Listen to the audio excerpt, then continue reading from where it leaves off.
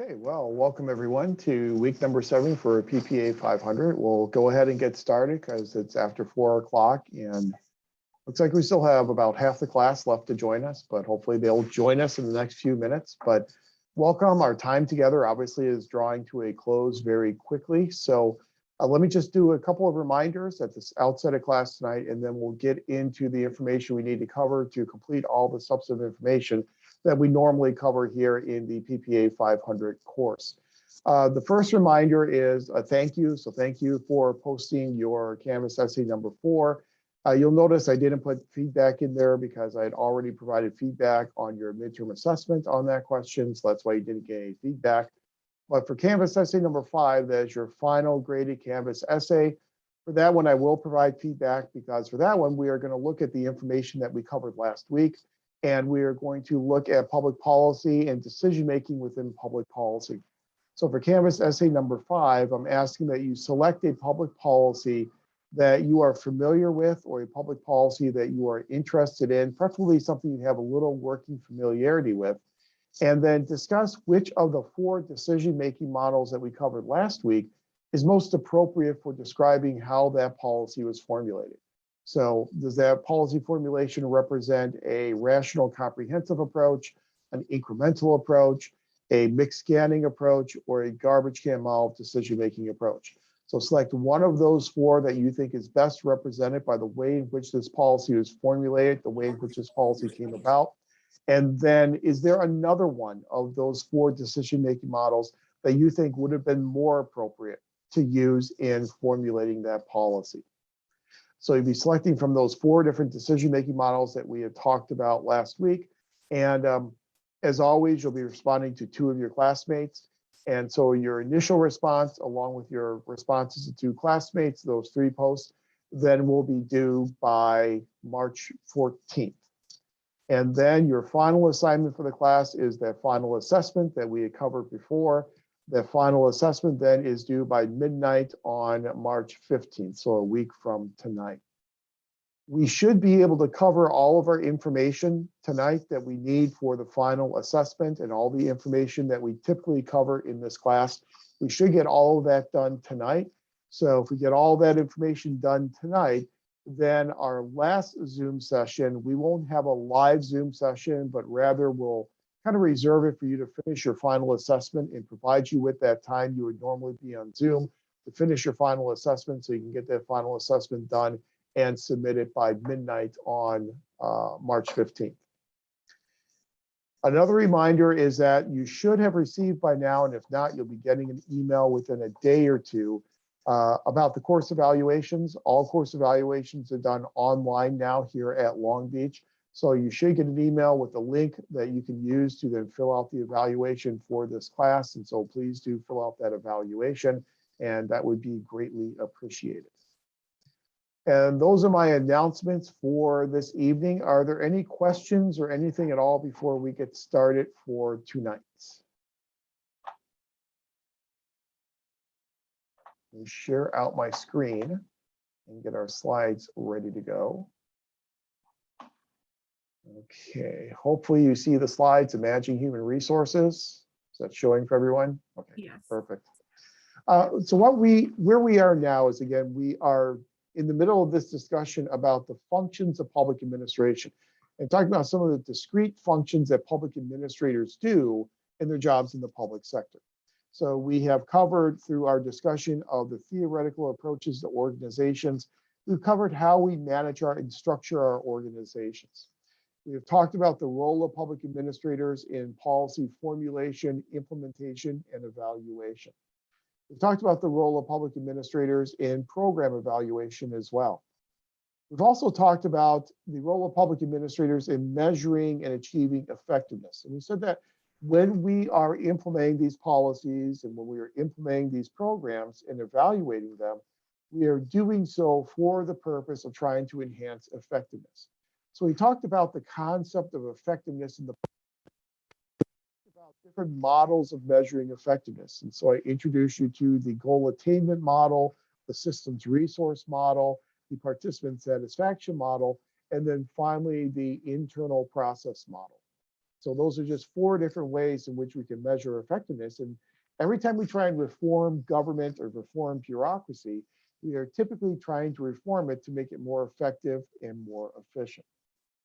So for tonight, we're going to turn our attention to our last 2 functions of public administration that we cover in this class, the management of human resources and then the management of fiscal resources. So first half of class tonight, management of human resources, then we'll take a break. And then the second half of class, wrap up our information with the management of fiscal resources. So before we get into a discussion of the different functions of human resource management, I think we need to develop a general understanding of what public employment looks like and how we have decided over the past 200 years which people to hire to work in the public bureaucracy and why we have chosen those folks to become public administrators. So the way in which we hire people to work in the bureaucracy has certainly changed over the past couple of 100 years. If we go back and we look from the founding of the nation until 1828, the basis that we used to hire people to work in the public bureaucracy, we were hiring people who could enhance the legitimacy of this new fledgling national government. So today we go to bed and then we wake up in the morning fully expecting for the national government and the institutions of the national government to be permanent, that they're always going to be there, the sun's going to rise, and those institutions are going to be there the next morning. In the late 1700s and early 1800s, that wasn't anything that was assured.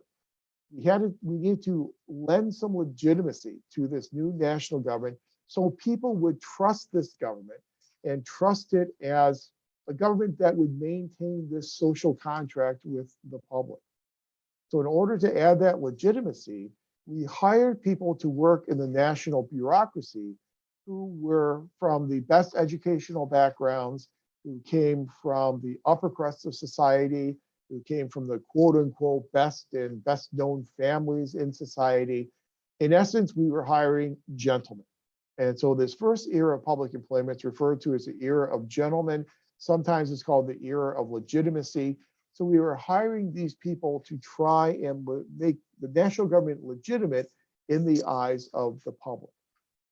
So essentially, we were hiring public administrators and bureaucrats based upon who they were.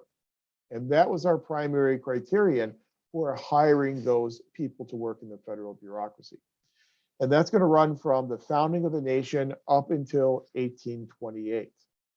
Why does it end in 1828? One of the things that we have realized with our public policies is that policy making really follows this, what we call a punctuated equilibrium model. And the punctuated equilibrium model, and I'll put that in text chat, the punctuated equilibrium model of policy making means that we make big changes to our policies after there's some type of a triggering event that occurs. But typically, our policies are pretty much status quo. We usually maintain the status quo with our policy approaches until there is a triggering event. What John Kingdon will refer to as a policy window, what garbage can model decision making will refer to as a triggering event or a choice opportunity. Something happens that galvanizes public opinion around the need to make a change to the way in which we are addressing this policy. That occurred in 1824 with the presidential election between John Quincy Adams and Andrew Jackson. So in 1824, we had John Quincy Adams, we had Andrew Jackson, and we had Henry Clay. We had 3 primary candidates. There were other candidates as well, but those were the 3 primary candidates running for the presidency. Whenever you have multiple candidates running for the presidency, it really increases the possibility of no one securing a majority in the Electoral College. And from our reading of the Constitution earlier in this class, we know that if no one wins a majority in the Electoral College, the election then goes into the House of Representatives. And the House of Representatives, with each congressional delegation getting 1 vote, it's the House of Representatives that will then select who becomes president. Since we have multiple candidates running in 1824, no candidate won a majority of the Electoral College votes. Andrew Jackson won a plurality of the popular vote. Andrew Jackson also won a plurality of the electoral college vote, but he failed to get to that majority level in order to become president. So the election gets thrown into the House of Representatives. John Quincy Adams and Henry Clay then worked out a bargain. They worked out a deal by which Henry Clay would have his supporters in Congress throw their support behind John Quincy Adams. And in exchange, John Quincy Adams would then make Henry Clay as Secretary of State, would give him that cabinet position. So sure enough, Henry Clay's supporters threw their support behind John Quincy Adams. That was sufficient to then get John Quincy Adams enough votes in the House in order to become president, despite the fact that he did not even come in first place in either the popular or the electoral college vote. And sure enough, after John Quincy Adams became president, he then appointed Henry Clay to a cabinet position. That 1824 election became known as the corrupt bargain between Adams and Henry Clay. Obviously, Andrew Jackson was not very happy with the results of that election. Andrew Jackson's supporters were not very happy with the results of that election. And then in 1824, when Andrew Jackson runs again in a rematch with John Quincy Adams, Andrew Jackson this time wins a majority of the popular vote as well as a majority of the electoral college vote and wins the presidency in his own right. Whenever Andrew Jackson enters into the White House, he brings with him a different approach to public employment and ushers in what we call the era of spoils, sometimes known as the era of patronage. In the era of spoils, you get your job in government not based upon who you are, but more based upon who you know. And so the adage is, to be victor, go the spoils. And so when a candidate or a political party prevails in an election, they then can hand out these jobs as rewards to all those folks who supported them and helped them get elected to that position. So that's why it's called the spoil system, because to the victor go the spoils. And so Jackson did that. And so he handed out all these jobs to people who supported Jackson, supported Jackson's party. And so we were hiring people based upon if they supported the winning candidate in the winning political party. I think I may have mentioned this course in a previous class session, but throughout the 1800s, we had a situation in our large cities where large city politics were certainly being governed and controlled by these political machines. And one of the most famous political machines was the Tammany Hall political machine in New York City. And an individual who worked in the Tammany Hall political machine, George Washington Plunkett, actually put together a book of his memoirs and his recollections of his time working in this political machine. And there are a lot of nice gems in this book. It's called Plunkett of Tammany Hall. There are a lot of great gems in this Plunkett of Tammany Hall book, but a few of them are, one thing he talks about in Plunkett of Tammany Hall is he talks about honest versus dishonest graft or corruption. He says there's some corruption that is honest and some corruption that is dishonest. So if you pilfer public taxpayer money, that's going to be dishonest graft. That's dishonest corruption. And that obviously is bad, and he would agree with that. However, using your public office for private gain is not necessarily dishonest. And he would consider that to be honest corruption. And the example he gives us, if he finds out through the course of his duties that the city is going to buy up some land to create a public park, he then goes and buys that land in advance and then resells it back to the city at a very big profit. He's profiting privately from public information. And according to Plunkett, that's good. That's fine. There's nothing wrong with that. That's what he considers to be honest graft. As he says in his book, I've seen my opportunities and I took them. Another example from Plunkett at Tammany Hall is his discussion of the qualifications necessary to work in the bureaucracy. And he actually has a passage in his book where he refers to going to college and higher education as filling your head with college rot. He says that it doesn't really serve you any purpose or benefit you to fill your head with college rot. If you want a job in government, you are much better served picking a candidate picking a political party and then going and rounding up votes for that candidate in that political party. And then you will be rewarded handsomely if that candidate wins with a job in the public bureaucracy. So it's very much based upon who we knew and which candidate we supported. When you're hiring people based upon who they know instead of what they know, you're going to have problems with a lack of competence. You're going to have misfeasance and malfeasance and corruption. And we saw a lot of that throughout the 1800s during this era of spoils. We saw a lot of it at the federal level, and most prominently, we saw a lot of it at the local level. This corruption led a lot of people to start talking about changing the way in which we are hiring people. So we really need to start measuring people's qualifications so we can hire the best and the brightest and people who have the requisite skills to then do the job once they are hired into that position. And so you had municipal leagues that were floating these progressive ideas of hiring people based upon their qualifications. And you also had a member of the House of Representatives, and that's a gentleman on the screen by the name of Pendleton. And Pendleton had been carrying around with him in his pocket a draft piece of legislation that would change fundamentally the way in which we hire people in the federal bureaucracy and would begin hiring people based upon their qualifications as opposed to their party affiliation. But for many years, Pendleton wasn't getting any traction in Congress with his legislation. Then we have another triggering event. And in the election of 1880, we have President Garfield, who is elected to the White House. And then in 1881, President Garfield is then assassinated by an assassin by the name of Charles J. Guiteau. Guiteau had written some campaign speeches for Garfield, but there is no indication whatsoever that Garfield ever used any of those speeches or that Garfield even knew that Charles J. Guiteau existed. But Guiteau felt because he wrote these speeches, he helped Garfield get elected. And so therefore, Garfield owed him a job in government. And he wanted to be ambassador to France. So he wanted a very high profile type of position. Well, needless to say, Garfield did not award him with that job and did not award him with any job. So Guiteau then assassinated Garfield based upon his somewhat irrational thinking that if I assassinate Garfield, Garfield's successor is Vice President Chester Arthur.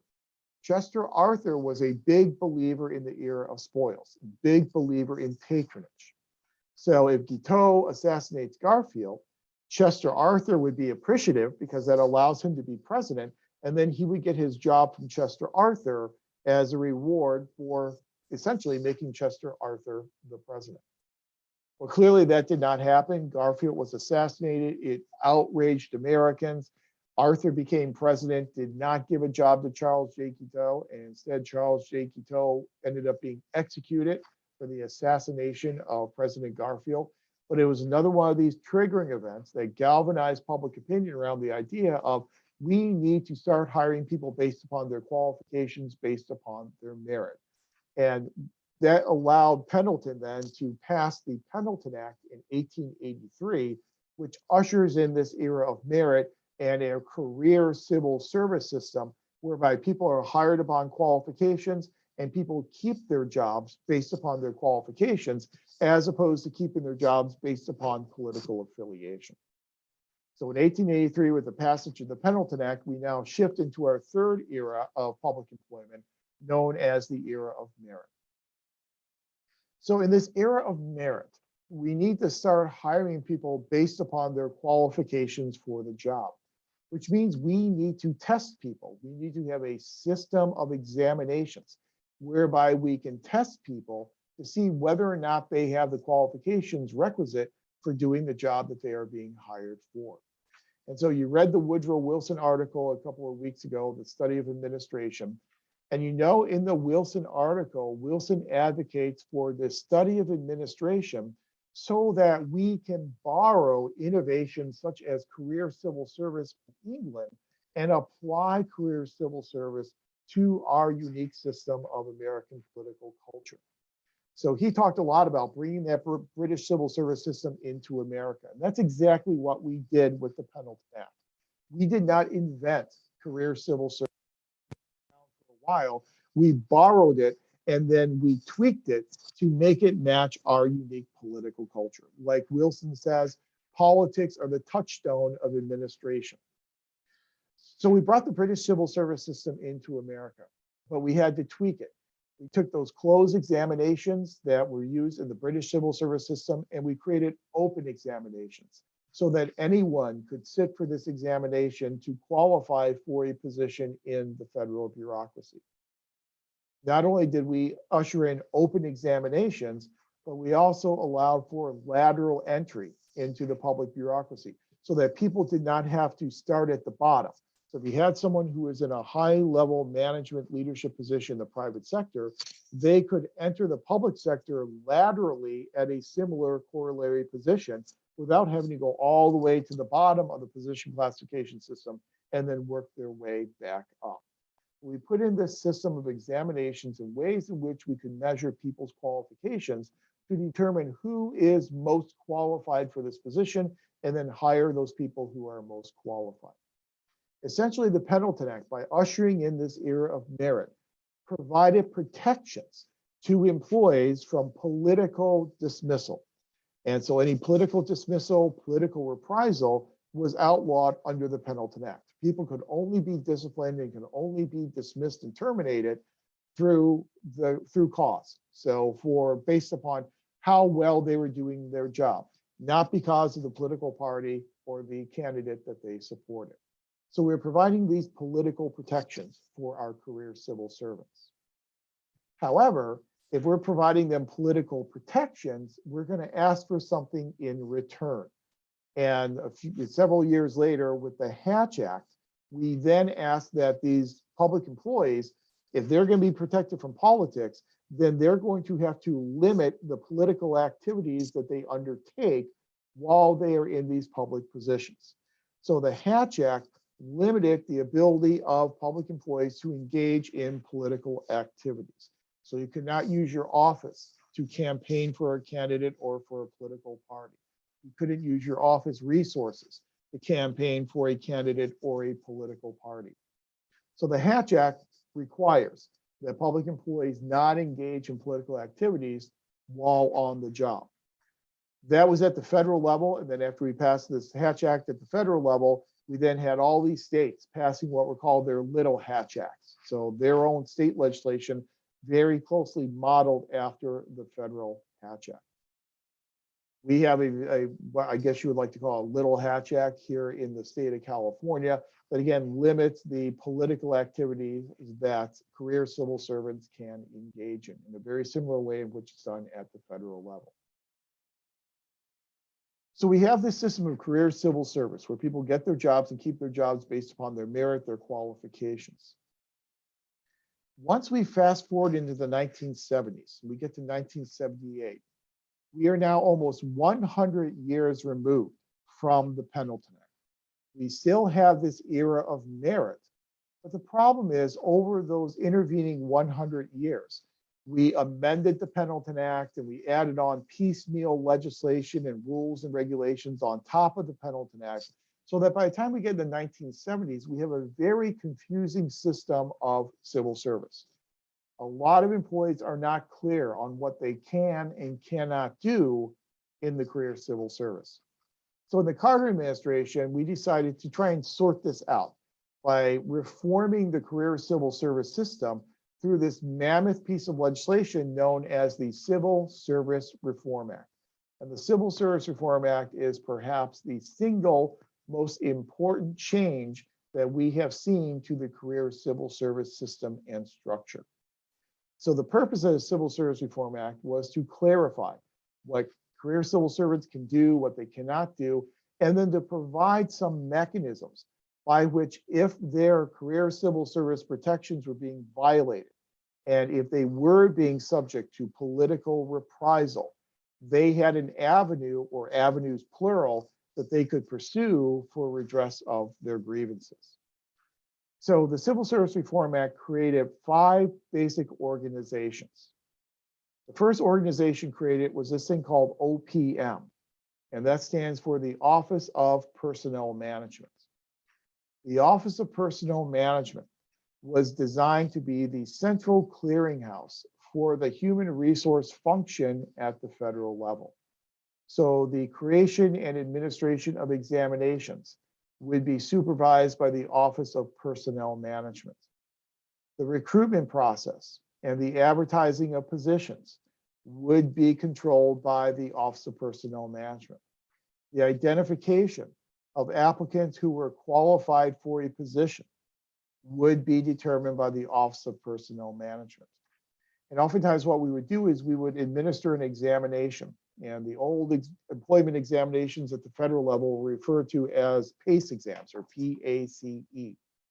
And so someone would sit for this PACE exam, and then their exam would then be scored, and they would then receive a score.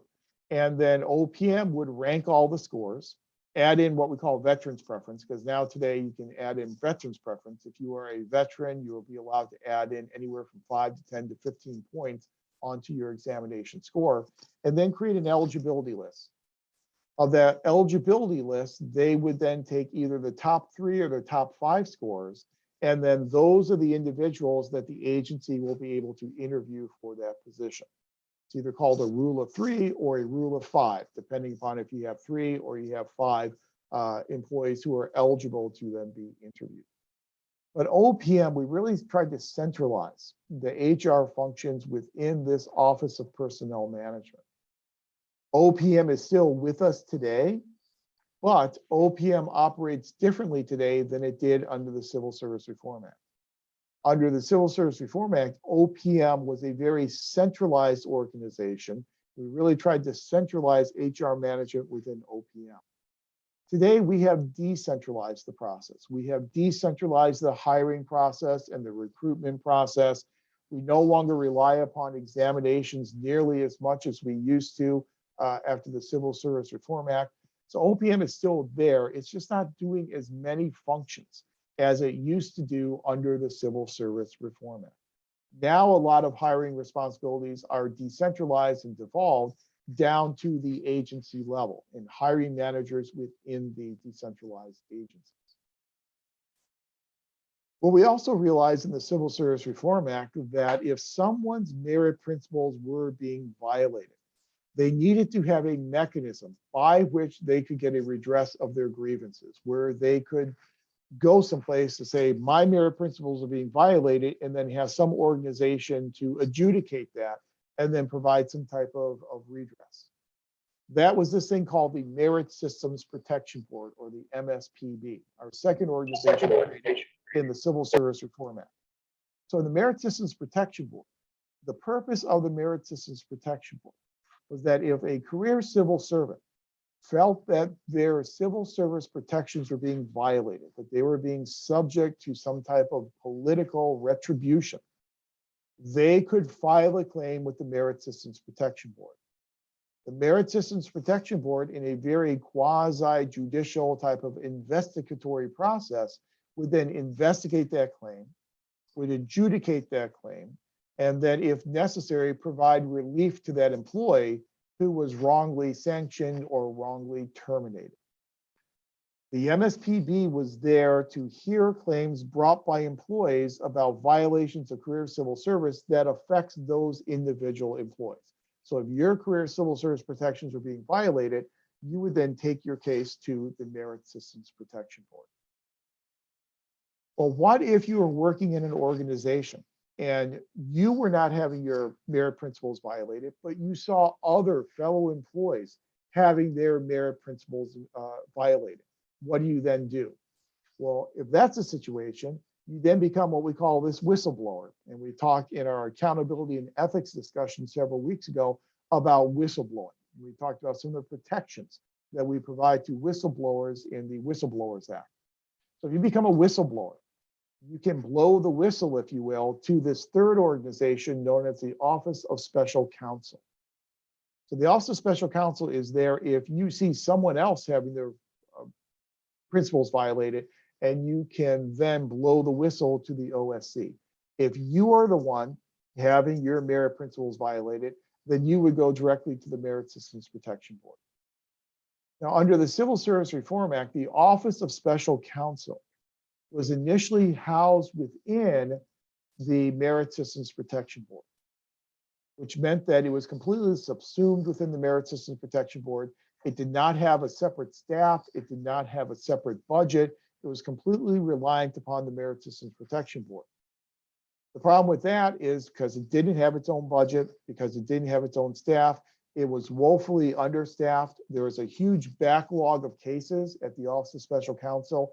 It was taking 1, 2, 3 years for people to have those cases heard. And we just needed to provide OSC with its own budget.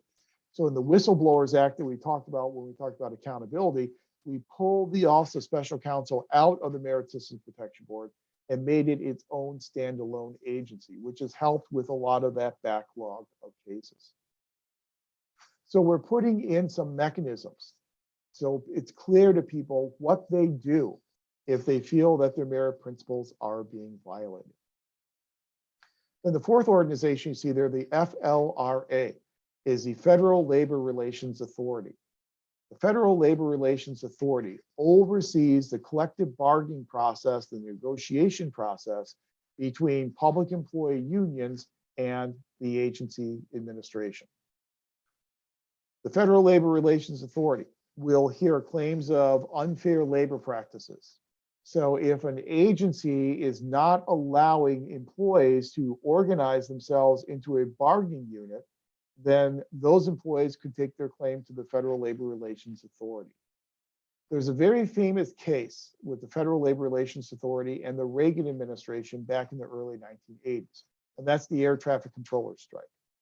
So the air traffic controllers wanted a new contract, they wanted higher levels of compensation, they wanted changes to their work conditions.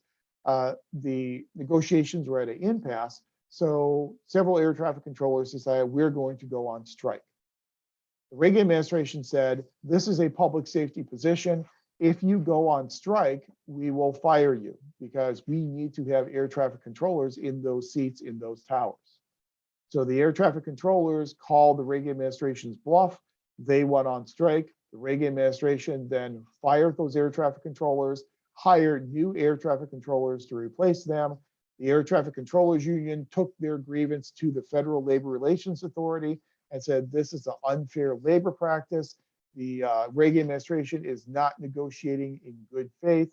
The Federal Labor Relations Authority sided with the Reagan administration and said, we agree that this is a public safety position. And as a public safety position, these air traffic controllers do not have the right to go out on strike and engage in a work stoppage because it has an impact upon the safety of the flying public. By making that decision, the FLRA really chilled its relationships with public employee unions. And public employee unions really didn't feel they could trust the Federal Labor Relations Authority and had a pretty bad relationship for many years with the Federal Labor Relations Authority. So the Federal Labor Relations Authority oversees collective bargaining and unionization at the federal level. The corollary organization for private sector organizations would be the National Labor Relations Board, or the NLRB. Now, just about all public agencies are subject to the Federal Labor Relations Authority, with the exception of the U.S. Postal Service. The U.S. Postal Service is under the auspices of the National Labor Relations Board because it is a government corporation. And as a government corporation, it operates to maintain a profit. It operates very much in line with the way in which a private sector corporation would operate. But other than the Postal Service, the vast majority of the federal agencies are under the auspices of the Federal Labor Relations Authority. And then our fifth organization created in the Civil Service Reform Act is the Senior Executive Service. So as we will see, and I'll show it to you now. It makes a lot more sense to show it to you now rather than later. At the federal level, our career civil service system is based upon position classifications. And our position classification system at the federal level is referred to as the general schedule. And so we currently today have 15 different levels in the general schedule, GS1 up to a high of GS15. Prior to the passage of the Civil Service Reform Act, the levels went from 1 to a high of GS18.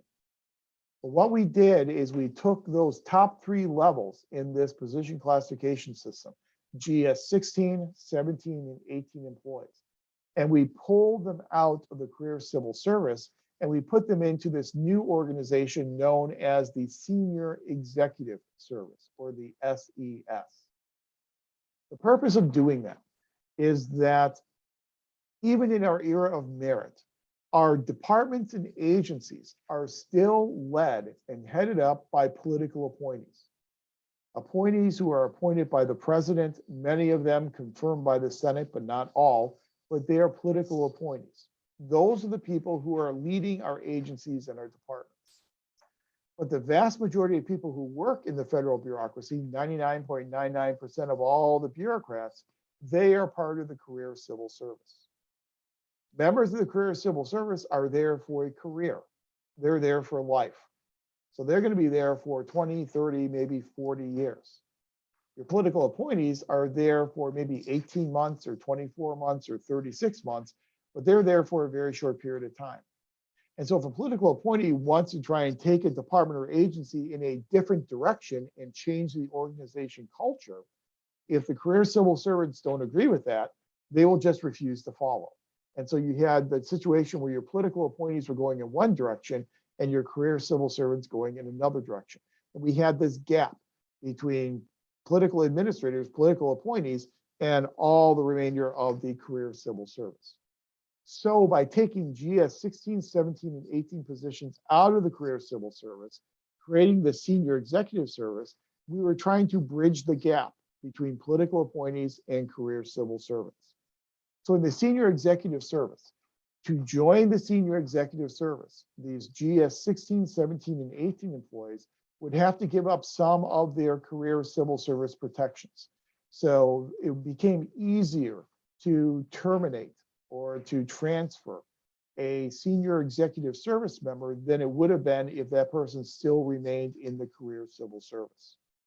But in giving up those career civil service protections, those SES members were going to get 2 main advantages. One main advantage is they were promised bonus pay. So if you join the senior executive service and your organization does a good job of achieving its goals and its objectives, it's successful, you will receive bonus pay to reflect the success of the organization. So it's enhanced compensation. Very similar to pay for performance, only pay for organizational performance. Then the second thing is that the senior executive service provided a lot more flexibility and latitude in moving from one organization to another. So you were not locked into one organization. If you want to move from the Department of Education to the Department of Health and Human Services, that was an easier process if you were in the senior executive service. Much easier than if you were still in the career civil service. So the advantages of the senior executive service is it was meant to try and bridge that gap between political appointees and the remainder of career civil servants. The disadvantage is that Congress never made good on its promise of bonus pay. And this really gets us back to this idea of expectancy theory. And expectancy theory tells us that in order to motivate our employees, managers need to maintain what's called instrumentality. They need to make sure that they follow through on the promises that they make. So here we have promises being made of bonus pay to these employees that Congress never fully funded and they never made good on, which led to a lot of dissatisfaction among members of the senior executive service.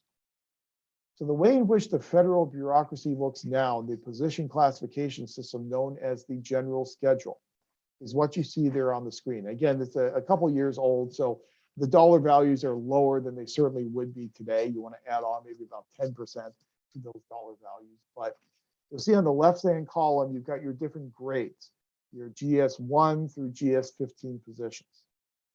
Then within each one of those grades, you then have steps. And those steps can then reflect longevity. And so the longer you are in the position, the more you move up in those steps. So currently, our career civil service is organized around this GS1 through GS15 type of position classification system. Those old GS16, 17, and 18 positions are now part of the executive service, and they are noted as ES 1 through 5 positions. So the senior executive service will be ES, executive service 1 through 5 positions. If you are an employee at the GS 15 level and you aspire to become part of the senior executive service, you have to attend an executive service academy. Now, if you're invited to attend the academy, you successfully complete the coursework at the academy, you are then eligible for an appointment to the senior executive service in the future. Now, if you're going into the federal bureaucracy and you have an MPA degree, but you don't have a whole lot of experience, you can use your MPA degree to substitute for usually 2 or 3 years of required experience. So if you're going in with an MPA and no experience, chances are you might go in around the GS 11, maybe GS 12 level. If you're going in with an MPA and you have work experience, 7 to 10 years or so of related work experience, then you'll probably go in more at the GS 13 type of level when you enter the federal bureaucracy. Again, this whole idea of a position classification system allows us to achieve equal pay for equal work. So similar positions that are similar in terms of the tasks that they do on a daily basis, the qualifications for having that job, the supervisory responsibilities of that job, those positions are going to be classified together in the same pay grade. So they'll all be GS 13 positions or GS 12 positions. And that then allows us to have uniformity in terms of the way in which we compensate similarly skilled types of positions. So the position classification system at the federal level is referred to as this general schedule. And the Civil Service Reform Act pulled out those top 3 levels of this general schedule and made them into a senior executive service. So today, our system, our era, is really very much predicated upon an era of merit where we are hiring people based upon their qualifications, but our agencies and departments are still being led by political appointees. So we are a majority era of merit, but we still have some spoils and patronage in terms of those appointees who are selected to run our individual agencies and departments. Over the years, as you know from our discussion of organization theory, the development of our theoretical approaches to managing human beings has been a movement away from the classical school and a movement more toward neoclassical schools, such as human relations and human resource management theories. We know in human resource management theory, we are looking at developing our employees as human resources, providing them with the professional development opportunities necessary for them to develop as resources, even if that development as a human resource leads them to another organization. So it's more about the individual employee today, whereas under the classical school, it was much more about the organization. So it is a much more accommodating, developmental, nurturing type of approach that we take to managing human beings today as compared to how we manage human beings in the early to mid 1900s. So what do we do in this system of human resource management if we're spending our time as managers managing our personnel, managing our human resources? What specific types of functions do we engage in managing those human resources? And I would really recommend to you to look at human resource management as an overarching process, that all the different functions within human resource management need to work together and complement each other in order to have an effective system of human resource management. So in this class, just to give you a really brief overview of the functions of human resource management that you will then cover in detail and at length in PPA 577, we look at 4 main phases of, or 4 main stages in human resource management. The first step or function in human resource management is obviously recruitment. We know from Graham Allison, he tells us that there are these generic management types of functions that all organizations do. And one of those functions is staffing, You need to bring people with the requisite skills into your organization to be effective as an organization. So we have to have an effective system of recruitment. As we know, the recruitment process in the public sector is far different than the recruitment process in the private sector. In the public sector, we are recruiting career civil servants. In the private sector, we are recruiting at-will employees. Career civil servants have much more protection from dismissal than those at-will employees. So we typically need to take a much more protracted and a much more nuanced view of hiring these employees who we are going to have in our organizations oftentimes for an entire career. If you've applied to positions in the public sector and you've also applied to similar positions in the private sector, you have witnessed this difference firsthand. It may take you 3 or 4 or 5 or 6 months to get your job in a public sector agency, whereas you can literally be hired on the spot as an at-will employee in a private sector organization. We have to protect individual rights with the way in which we recruit our employees. We also want to try and foster social equity and social justice in the way in which we are recruiting our employees as well. So efficiency and effectiveness are not the only two values that we are concerned about with recruitment in the public sector. We're also concerned with the protection of individual rights. We are concerned with social equity. We are concerned with creating a representative bureaucracy. So creating a bureaucracy that represents the community that that bureaucracy is serving. So what it means for us in the public sector is we really value diversity. And so we need to have some diversity plans and diversity and equity and inclusion plans that we are applying to the way in which we are recruiting employees for our organization. Just give you an example that here at Cal State Long Beach, when we go to hire a faculty member, a new faculty member, we have to work closely with the Office of Equity and Diversity. The Office of Equity and Diversity must certify our pool of applicants. So whenever we float our position, fly our positions, we call it in human resource management, and then we get our pool of applicants, that pool of applicants must be reviewed by Equity and Diversity to make sure that we have sufficient diversity among those applicants. Then as we develop our semifinalist pool, so we might develop a semifinalist pool of 10 people we want to do phone interviews with. That semifinalist pool needs to be approved by the Office of Equity and Diversity. Then when we get to our final 3 candidates that we're going to bring for on-campus interviews, that final pool also needs to be certified by the Office of Equity and Diversity.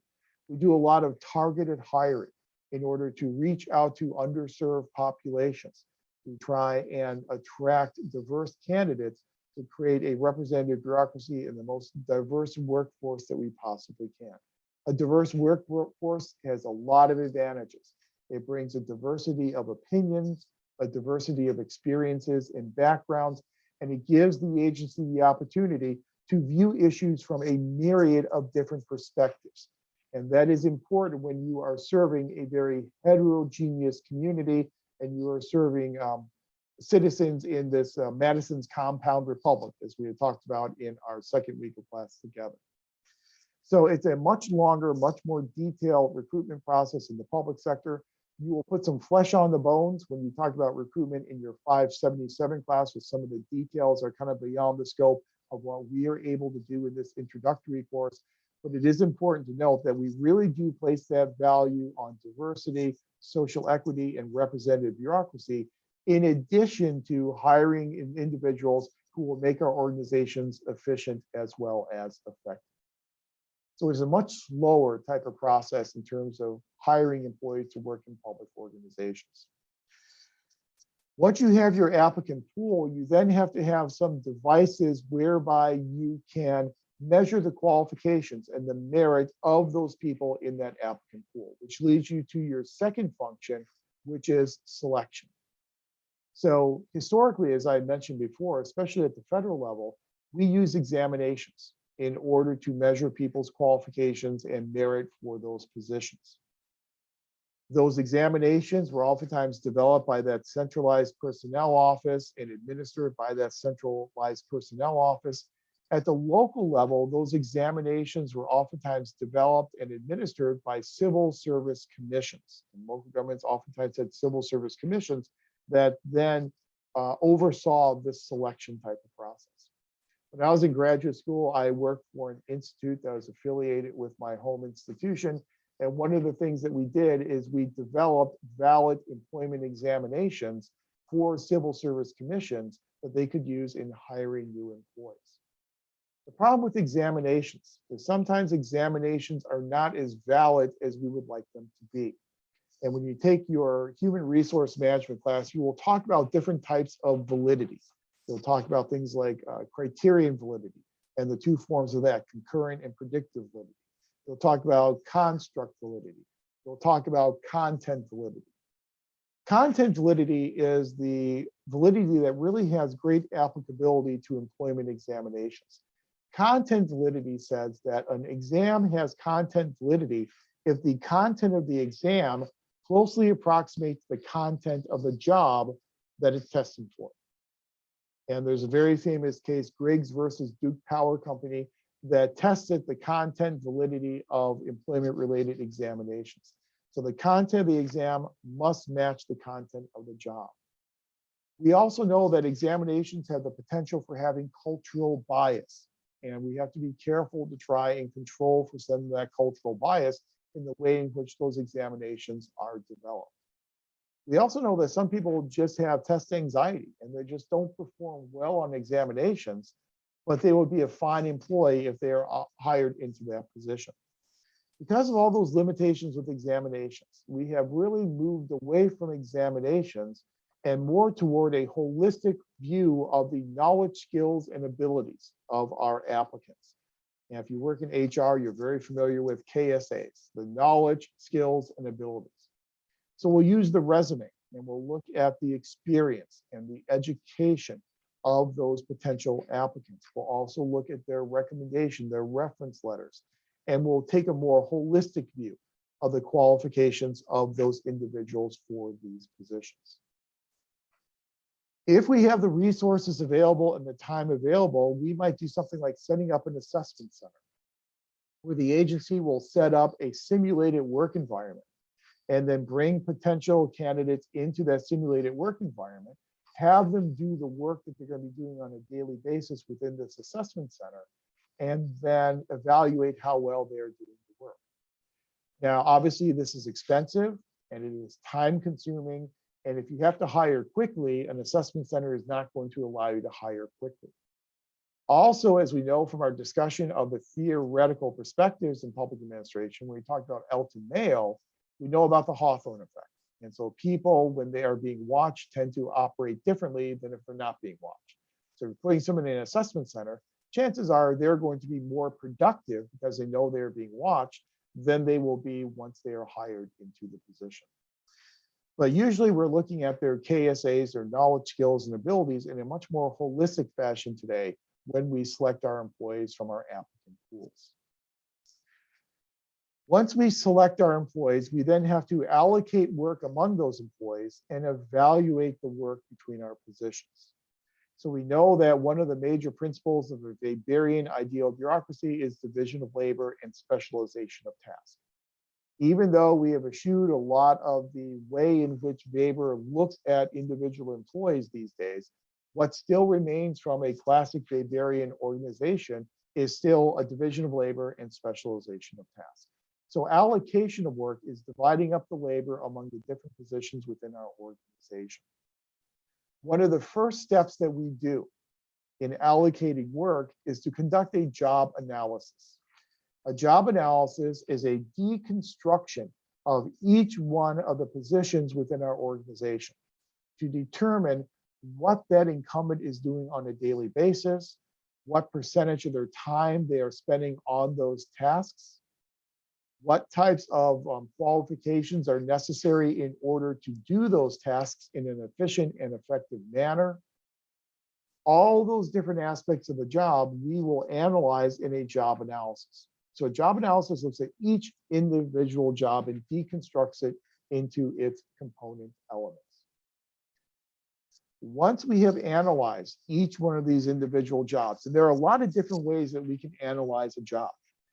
One way we can analyze a job is through a questionnaire. We provide a questionnaire to the incumbent in that job, and we ask them what they are doing and how much time they spend on all those different types of tasks.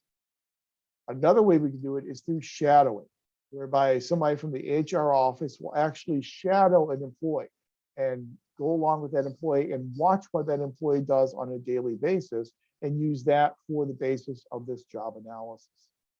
But once we have done a job analysis for each job within our organization, we are then ready to move on to the next function, which is a job evaluation.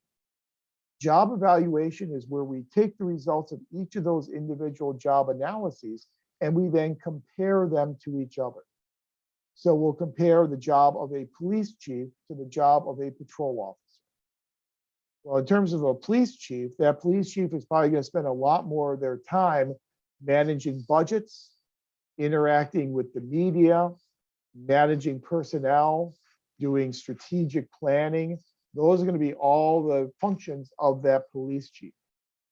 The patrol officer is probably not going to engage in much in terms of strategic planning, probably not going to have a lot of people that they are managing, probably won't have any budgetary responsibilities, but that patrol officer is probably working in a much more dangerous, hazardous environment than the police chief.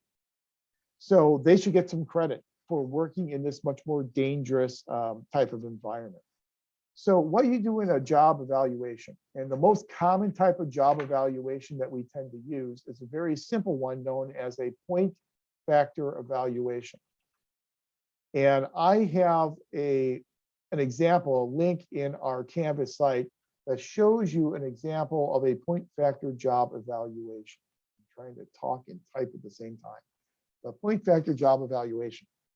So in a point factor job evaluation, we again will look at the skills required for the position, the responsibilities of that position, the tasks that are being done on a daily basis, the amount of effort that's put into each one of those tasks. So you spend 20% of your time on this task versus 30% of your time on another task, and the conditions under which you work. Is it a very hazardous condition? Is it a factory type of arrangement?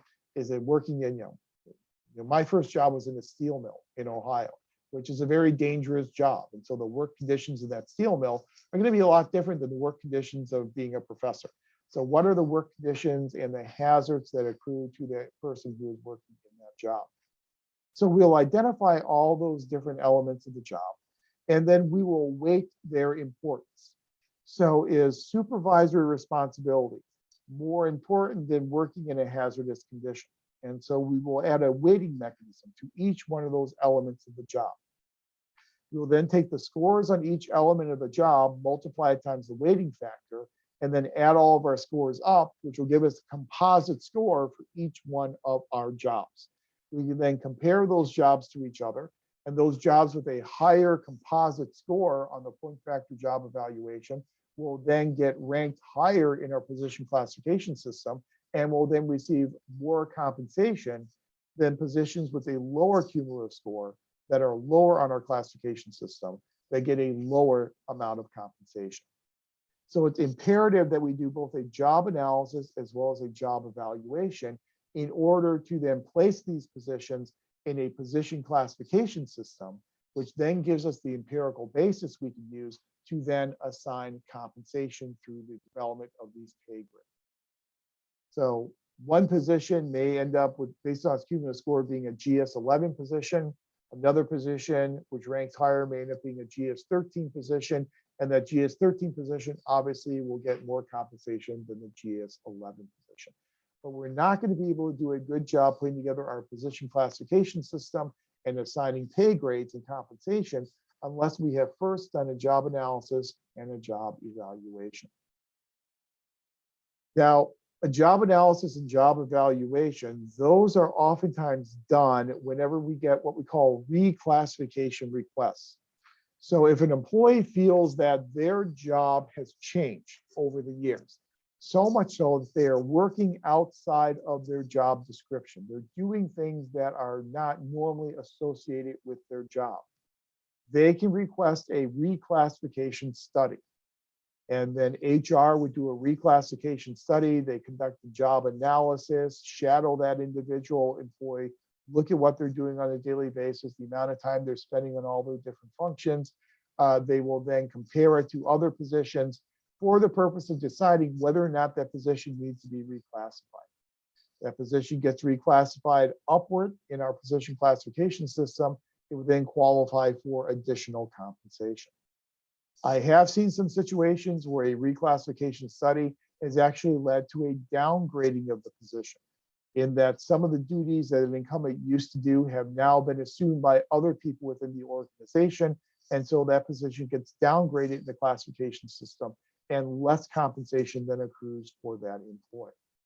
But you can imagine that when some employees ask for a reclassification study and then if their positions get reclassified to a higher level with higher compensation, you better believe that other people in the organization are going to start asking for those reclassifications as well. Reclassification is oftentimes done based upon employee request. Sometimes it's done through a grievance that is lodged with the union and through a meet and confer type of process. Rarely do we do a reclassification for every position within our organization. My district did that just before COVID started. We had not reclassified positions for about 20 years. And so we had a lot of people working outside their description. So we ended up as a board voting for a very expensive, but a reclassification study for all staff positions within the organization. That reclassification study took 2.5 years to complete. And granted, COVID was in the middle of that, so COVID interrupted the ability to shadow employees because they were working remotely and made it more difficult. But it took 2.5 years for the organization to be able to complete that reclassification study. Oh. So what we then, I'm sorry, Precious, do you have a question? Is there I guess a time period where like you would suggest companies or organizations do that so that it doesn't have to come to that? I feel like 20 years is pretty long. Yeah, I think you're right. You're exactly right. Yeah, 20 years is way too long. And so when you go 20 years, you end up doing the entire organization at once, which is a huge undertaking and costs a lot of money. So you're exactly right. This is something that you hope that you would be doing along the way. And so if either as an employee or a supervisor, you see that an employee is working outside their description, that would be the time to do a reclassification study for that position. If you can kind of do it in that piecemeal type of fashion, then you're right. You don't have that cumulative effect of having to do everything at once after 20 years of neglecting reclassification studies. Right. Okay. Yeah, that's an excellent point. Yeah, if you can do it in piecemeal fashion. And again, we oftentimes do it based upon a request from an employee. Sometimes a supervisor will see that employees outside their description, and that's how we end up with the impetus for a reclassification study. So if we've done a good job, no pun intended, with our job analysis and our job evaluation, we can then take that information and we can use it for the creation of a position description. I assume most of you probably have a position description for the positions that you are working in. Position description should be based upon the position and not the person who is working in that position. Positions are relatively permanent. People in those positions can be more temporary in that they can move to other organizations. I did a study back when I was in graduate school looking at it was a consulting gig, basically, looking at different local governments and the position descriptions that they were using. And what I found is the majority of the descriptions these small local governments were using were based upon the person in the job rather than the position. Literally to the point that the position description would be called Joanna's job. But we don't want to look at Joanna's job. We want to look at the position that Joanna is in rather than looking at what Joanna is doing as something that only Joanna can do. So we want to take this information, put it into a position description. A traditional position description will tell us here are the tasks that are required on a daily basis in this position. Here's the amount of time that is spent on those different types of tasks. So if you had a position that was a front desk type of position, and that person in that front desk position has the requirement to answer phones, they have the requirement to refer visitors to the appropriate office, may have a requirement for some clerical work in terms of typing correspondence. Those may be 3 elements of that position. We would then look at what percentage of time is spent on each one of those elements. So maybe they spend 20% of their time typing correspondence, they spend 40% of their time answering the phone, spend the remaining 40% of their time referring visitors to the appropriate office. That's in a very traditional position description. It kind of tells our employees what they're expected to do, but it doesn't tell them how well they're expected to do it. An advancement in the traditional job description is a result-oriented description, or on the screen you see ROD. That stands for results-oriented description. In a results-oriented description, we will include performance measurements in that job description. So you might say that this incumbent is going to 40% of the time is spent referring visitors to the appropriate office. The performance measure is referring people with 100% accuracy, that they always refer the person to the appropriate office. That's the expectation for their performance. Maybe in terms of typing correspondence, we are anticipating that their performance level will be typing 60 words per minute with a maximum of 1 mistake per typed correspondence. Answering the phones, we may be expecting that when they answer the phone, they always identify themselves in the organization, and every phone call is answered by the second or third ring. So we have the specific performance expectations built into our position description. Obviously, you can see why that is so important, because if we are putting the performance expectations in the description, then we are cluing our employees into what we are expecting them to do and how well we expect them to do their job, so that when we get to the point of evaluating their performance, there are no major surprises. So we had already talked about job evaluation, look at the content of the job and comparing jobs to each other. Now we're going to move into performance evaluation, where we actually evaluate the performance of the individual incumbent within that job.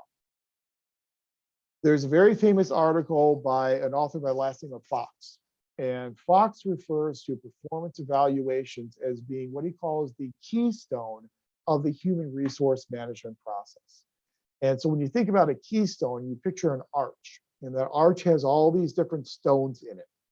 That stone at the very top of the arch is what's called the keystone. You take that top piece out, you remove that keystone, the entire arch will collapse upon itself, because that keystone is holding the entire arch together. So if we remove performance appraisals and don't do a good job with performance evaluations, then our entire process is going to implode and collapse upon itself. The problem is performance evaluations are very important, but there is a hesitation on the part of both supervisors as well as employees to engage in performance evaluation. Supervisors oftentimes shy away from performance evaluation because of the high stakes that are associated with the results of that evaluation. If someone gets a negative evaluation, that may mean that that person is not eligible for a promotion that they want. It may mean that they're going to have to go into some remediation program to enhance their skills to mitigate some type of performance deficiency. So those are some high stakes for that employee, and oftentimes managers are concerned about what we call the fear of playing God, that they have too much control over some of these real practical implications for their employees. Employees are hesitant because most employees think they are doing a good job, and so they fear what we call cognitive dissonance. So if they think they're doing a great job, then they get negative feedback on their performance appraisal. That is then cognitive dissonance. They're not going to like that. They're going to not want to accept that negative feedback. It's going to hurt their self-esteem. And so there's that fear of getting a negative performance appraisal. So when you have the evaluators and those being evaluated who are both hesitant to engage in performance evaluation, the process becomes a little fraught. It becomes a little difficult.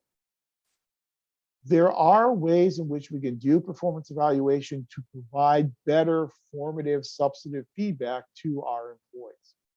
The two different ways in which you provide feedback are formative and summative feedback. Summative feedback is just when we give a snapshot to the employee of how well they are performing. You don't get a whole lot of feedback with a summative evaluation to correct what you may be doing wrong or inefficiently. In a formative evaluation, we provide feedback so that people can change their behaviors. We give them the information they need to change their behaviors. A good performance evaluation process is capable of providing formative feedback. The first type of performance evaluation you see listed on the screen there is graphic rating. And again, I have some examples of these linked into our campus site. Graphic rating is an approach that we're probably all very familiar with. It's got those Likert ordinal response categories. And so you may say something like you're measuring the punctuality of the employee. The employee's punctuality is excellent, it is good, it is fair, it is poor. Maybe their interpersonal skills are excellent, good, fair, and poor. Having those very basic Likert ordinal scales, excuse me, is very simple for a supervisor in that you just circle the relevant score. The problem, though, is it doesn't provide a whole lot of feedback to our employees. So if you get a good rating and you want an excellent rating, how do you go from good to excellent? You don't know. The graphic rating approach doesn't tell you that. Typically, what we'll oftentimes do is we'll combine graphic rating with an essay approach.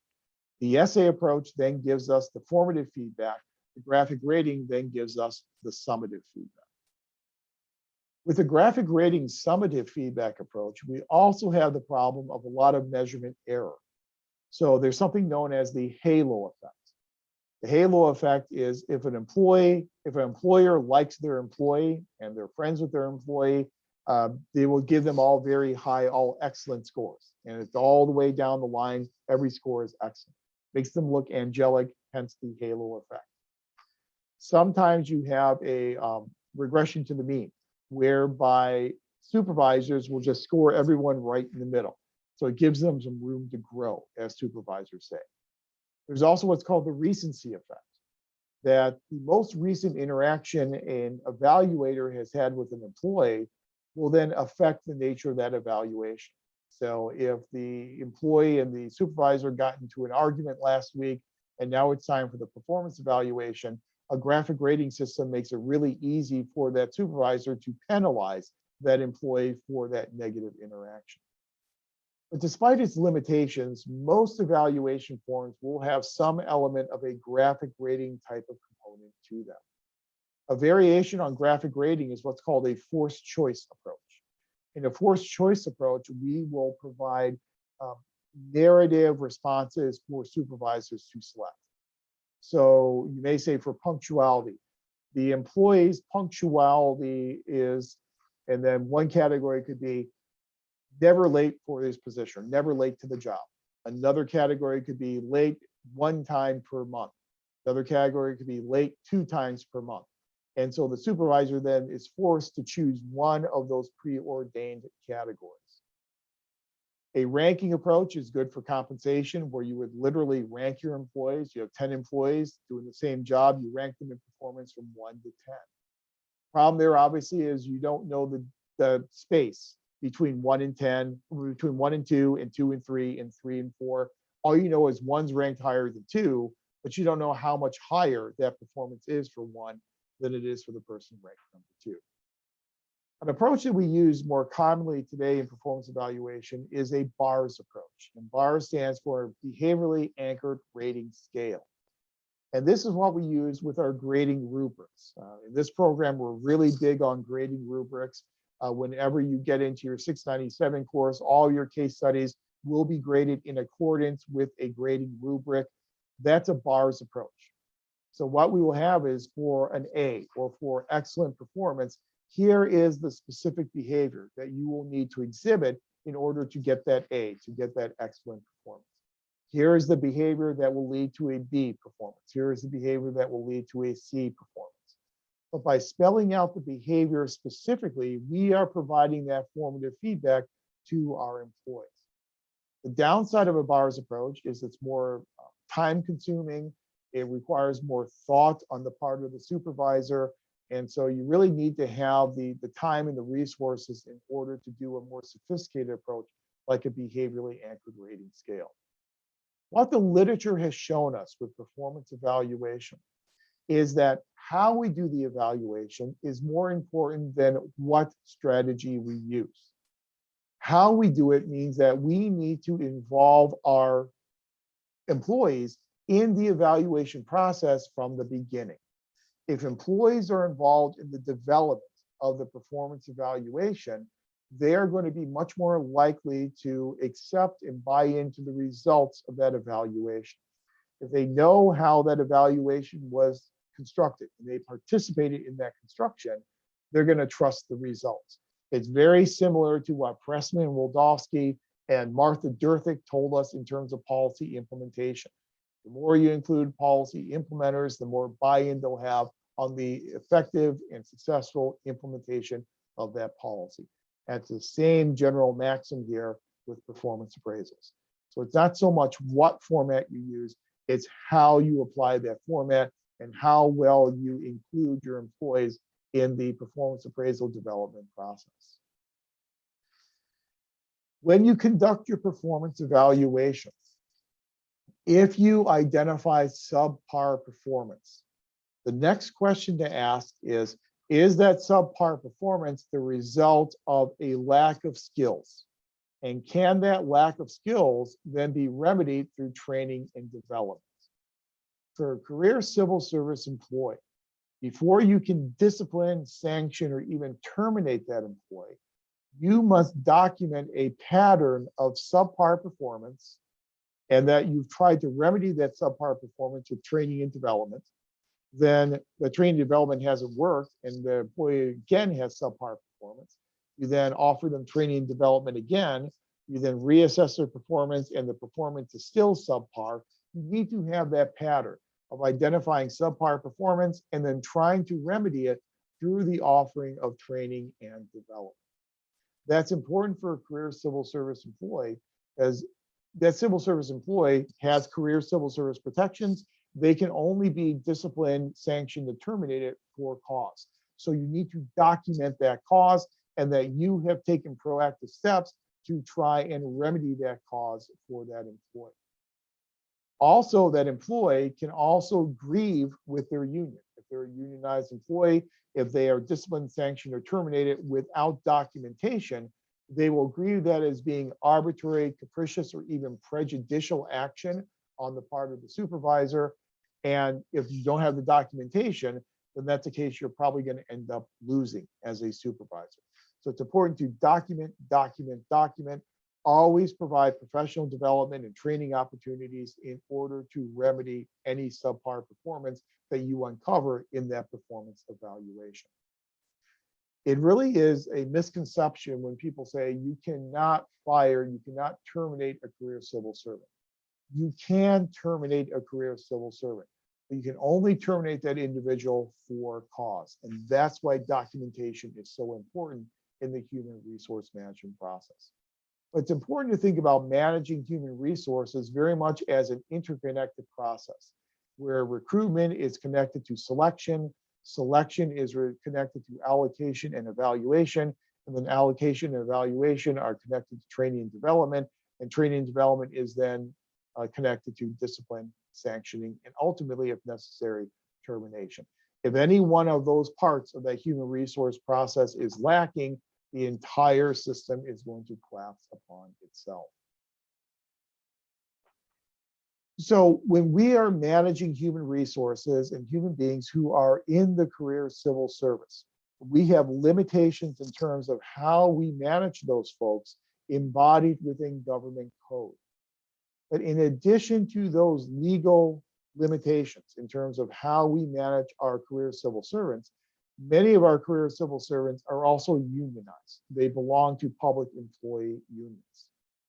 Whereas we have seen a big decrease in union membership in the private sector, union membership in the public sector has decreased by far less of an amount.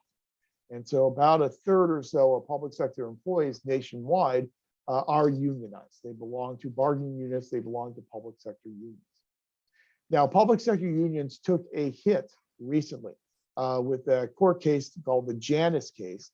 And in the Janus case, the court limited the ability of unions to charge fair share dues to non-members.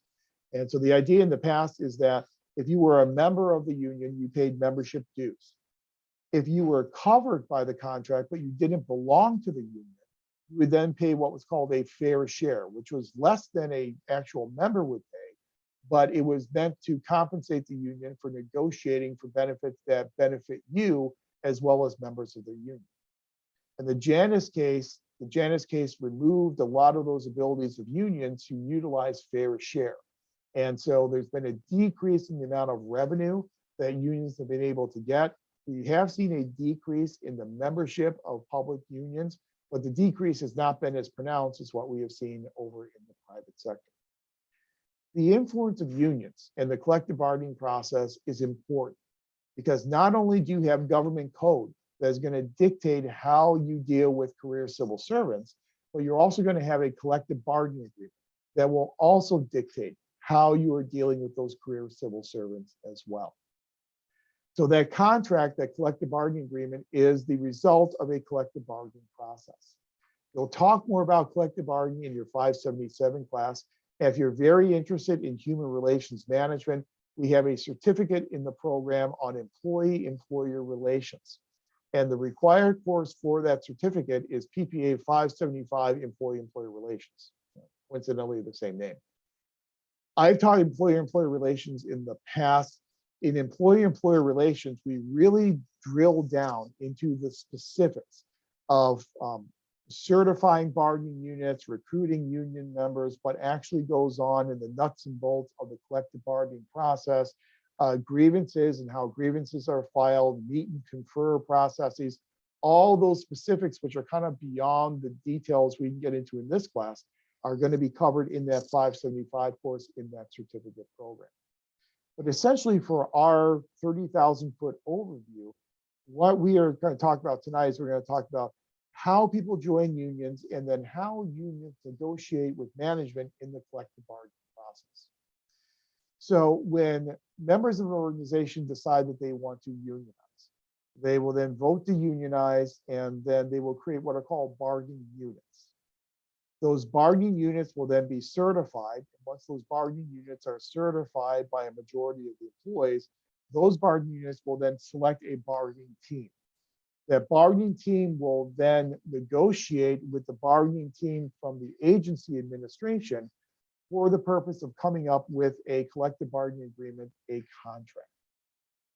Now, this collective bargaining process at the federal level, it is under the auspices of the Federal Labor Relations Authority, as we talked about, created under the Civil Service Reform Act. So if a union feels that the administration is keeping employees from organizing into a union, from creating a bargaining unit, they can file a grievance with the Federal Labor Relations Authority. Here in the state of California, our corollary to the Federal Labor Relations Authority is what's called CalPERM. That's a Public Employee Relations Board. CalPERM has the control over collective bargaining among state and local employees here in the state of California. So if an agency is stopping you from organizing, you can file a grievance with CalPERM. If you feel that the administration is not negotiating in good faith, you can also file a grievance with CalPERM. Any unfair labor practice, or ULP, can be filed as a grievance with CalPERM. Now let's talk a little bit about good faith bargaining. What do we mean by good faith bargaining? Good faith bargaining means that both parties come to the bargaining table looking to come to a resolution. One problem we sometimes see when people or when one party or the other violates good faith bargaining is when they engage in what's called regressive bargaining. So say, for instance, the administration, the agency offers a 3% raise to the union in collective bargaining. The union looks at that and says, that's not bad, but we would come back with a 5% offer. The administration looks at that 5% offer and gets mad and says, well, we're going to reduce our 3% offer down to 2%.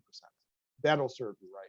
Well, that's regressive bargaining. You cannot go backwards with your offers. Your offers can only get better. If you engage in regressive bargaining, that is considered to be a violation of good faith bargaining, and that can then lead to a grievance that can be filed with CalPERM. So the idea is both parties come to the table ready to make decisions, ready to come up with a contract and negotiated agreement. We hope that even though bargaining is by its very nature an adversarial process, We hope that we can engage in something like what's called interest-based bargaining, where both sides can share interests, they can articulate their shared interests, and those shared interests can then facilitate the bargaining process. We've had a lot of local governments that have engaged in what are called labor management initiatives, or LMIs. In a labor management initiative, you will engage in team building between your bargaining team from the union and your bargaining team from the administration. And outside of the negotiation room, they will get together, they will do team building. They, in our LMI approach in my district, they actually went and did axe throwing. And that was really, they wouldn't stop talking about axe throwing for months afterwards. And it really bonded them together. No one got hit with an axe, which was good, but it really bonded them together kind of as a team. And they could really see the interest that was shared between the union and between administration. So those labor management initiatives are oftentimes good to facilitate the collective bargaining process. Every state is going to have a different, what we call, scope of bargaining. There are 3 different scopes of bargaining. There is what's considered to be the mandatory scope of bargaining. The mandatory scope of bargaining will list all the issues that must be collectively bargained over, all the issues that must be part of the collective bargaining process. Then you have what is called the permissive scope of bargaining. In the permissive scope of bargaining, those are going to be issues that are allowed to be collectively bargained over, but they are not required to be collectively bargained over. So it's permissive to talk about these issues, but it's not required. Then the third type of scope is what's called the prohibited scope of bargaining. These are the issues that are beyond the scope of bargaining, that cannot be discussed in the collective bargaining process. At the federal level, in many instances, compensation is in the prohibited scope of bargaining, which sounds weird to us at the state and local level because compensation is usually the central issue in collective bargaining. At the federal level, compensation for the members of the general schedule, that is established by Congress. And Congress there is this compensation commission, and the compensation commission will meet and then make recommendations for compensation increases for federal employees, make those recommendations to Congress, and then only Congress has the ability to change the compensation levels of federal employees. I'll give you an example from my experience at the local level. In the state of Ohio, which is where I went to grad school at, I was working with some local school districts in their collective bargaining process.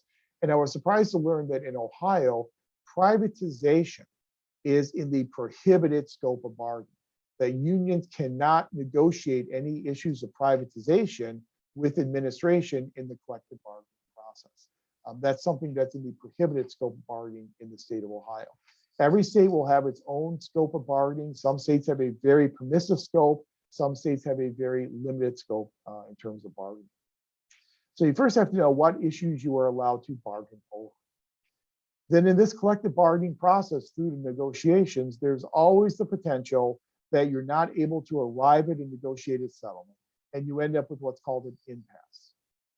When we have an impasse in collective bargaining, we need to have some vehicles that we can use to try and resolve that impasse.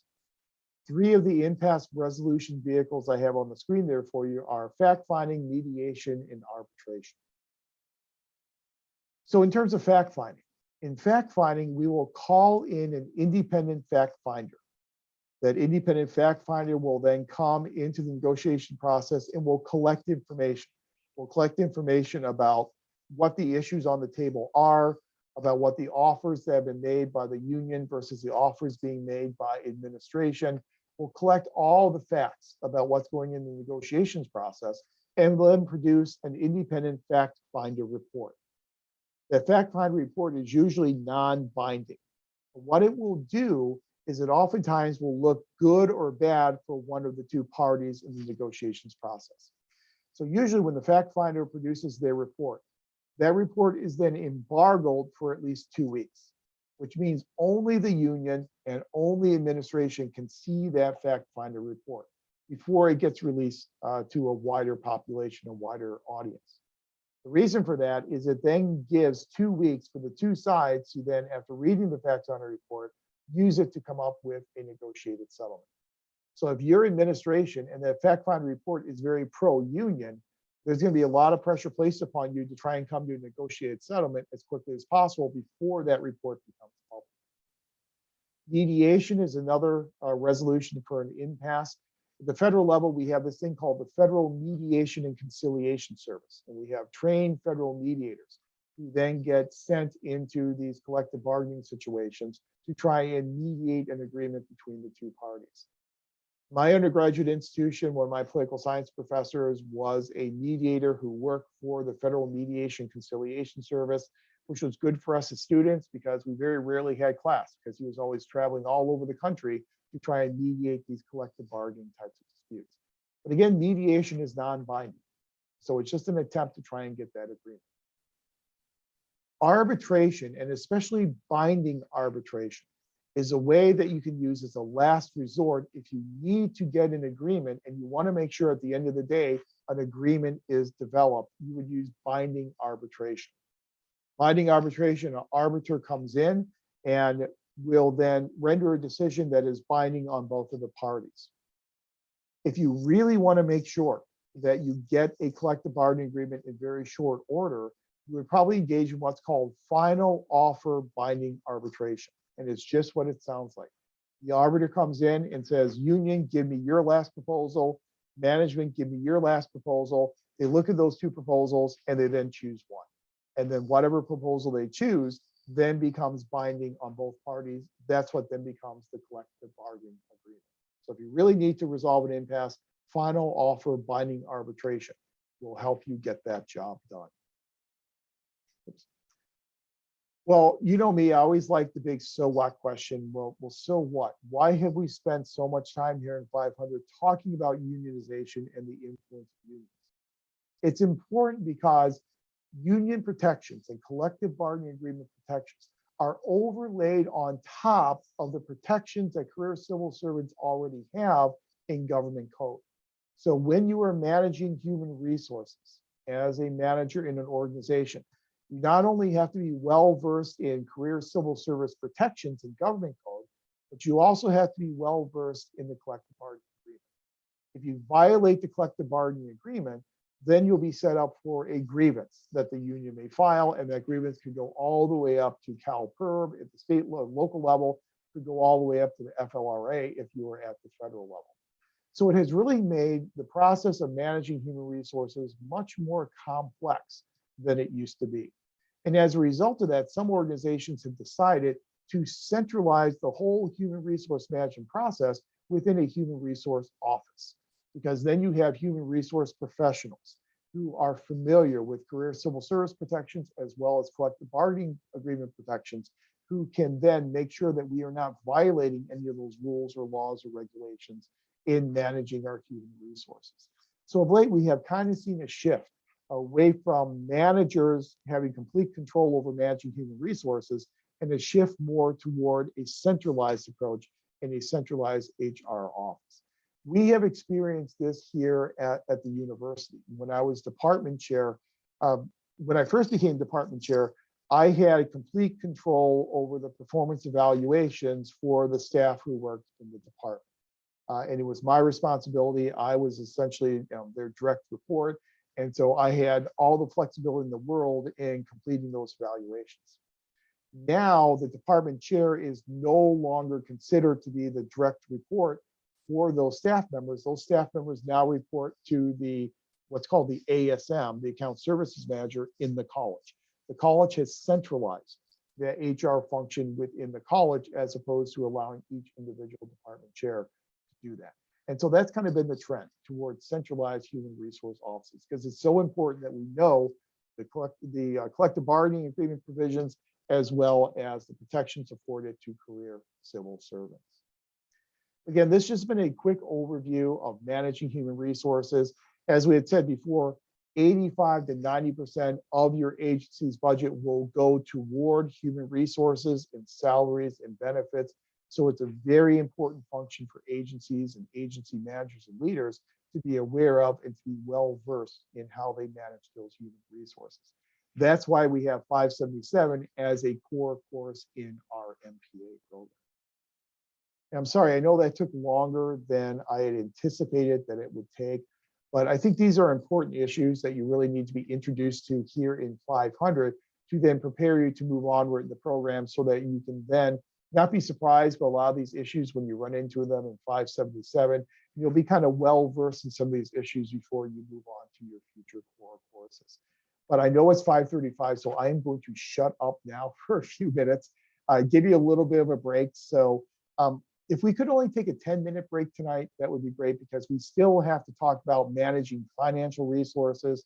And that's probably going to take us about an hour or so. And I don't want to run long tonight. So if we can take a 10-minute break, say come back at 5:46, we will then talk about management of financial resources, and that will wrap up all of our information that we cover here in PPA 500. Sound good?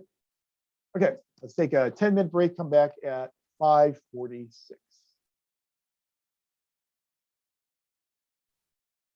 Okay, we are back. So sorry about the brief break. I'm also sorry about covering all this information tonight and me talking so much, but I do want to make sure we get through all the information that you'll need in order to be successful in the final assessment. So yeah, it's just kind of the nature of the class being a short hybrid course. But I just want to make sure everyone gets the information you need for the final. So the last piece of information that you're going to need for the final assessment is this discussion of managing fiscal or financial resources. And this will then prepare you for your PPA 525 Public Budgeting and Finance course. Again, to take PPA 525, there is that course prerequisite that you need to have a microeconomics course at the undergraduate level, or you need to complete then PPA 518, which is microeconomics for public administrators, in order to be able to get a permit to register for public budgeting. But in public budgeting, we talk a lot about how we manage these fiscal resources, how we assess how well governments are managing their own fiscal resources. We spend a lot of time talking about public budgets. And so I think we all have a good sense of what a public budget is. We think about a public budget as a statement of dollars and cents. We think about it as a statement of what we are spending our money on for the next fiscal year and how much money we are spending. So it's what we're spending money on and how much money we are spending. And that's kind of your basic definition of a public budget. Whenever I teach the 555 course, which I usually do in the summer, I offer a more nuanced definition of a budget, which is a budget is actually also a statement of priorities. So governments have infinite demands and finite resources. Whenever infinite demands run into finite resources, it means that governments need to make decisions about where those precious resources are going to get spent. So the types of things we fund in our budgets are things we prioritize. The things that don't get funded in our budget are things that we do not prioritize. And so the budget itself is really very much a statement of these societal priorities. That is important because when we start thinking about a budget as a statement of societal priorities, you can kind of see what happens with the importance of a budget. It goes beyond just being dollars and cents in an Excel spreadsheet. And now it really gives us some insight into us as a society, into what we value and what we place a priority upon. So I really would recommend that you think about it from that perspective of being a statement of priorities. There are two basic types of budgets that we tend to use in governmental budgeting: operating and capital budgets. Operating budgets are for the money we are spending for the day-to-day operations of our government, so to pay salaries and benefits and buy supplies and pay for maintenance. That's going to come out of our day-to-day operating budget. Then we also have a separate budget known as a capital budget. The capital budget will be for capital improvement projects. So these very high price tag, long lifespan, non-recurring types of projects. So if you want to construct a city hall, that's going to be done through the capital budgeting process. If you want to build a recreation center or a senior citizen center, that's going to be a very expensive endeavor. It's going to last for a long time. It's going to serve multiple generations. So we want to be as rational as we can be in making those decisions about what project to fund and what project not to fund. And putting them in a separate capital budget will allow us the time to be more rational in making those types of decisions that we are going to be living with for a very long period of time. The capital budget is usually constructed through a capital improvement project, and we'll put together a capital improvement plan, what's called a CIP. That capital improvement plan will then plan out all of our capital projects over that 5-year period of time. And then year 1 of our capital improvement plan then becomes our capital budget. So operating budget for day-to-day functions, capital budget for these capital types of projects. Now, that being said, the federal government does not maintain a separate capital budget. The federal government uses unified budget, where they throw everything together into the federal budget. And they can do that because the federal budget is so immense that a single capital project, even if it costs $100 million, is a drop in the bucket for the federal government.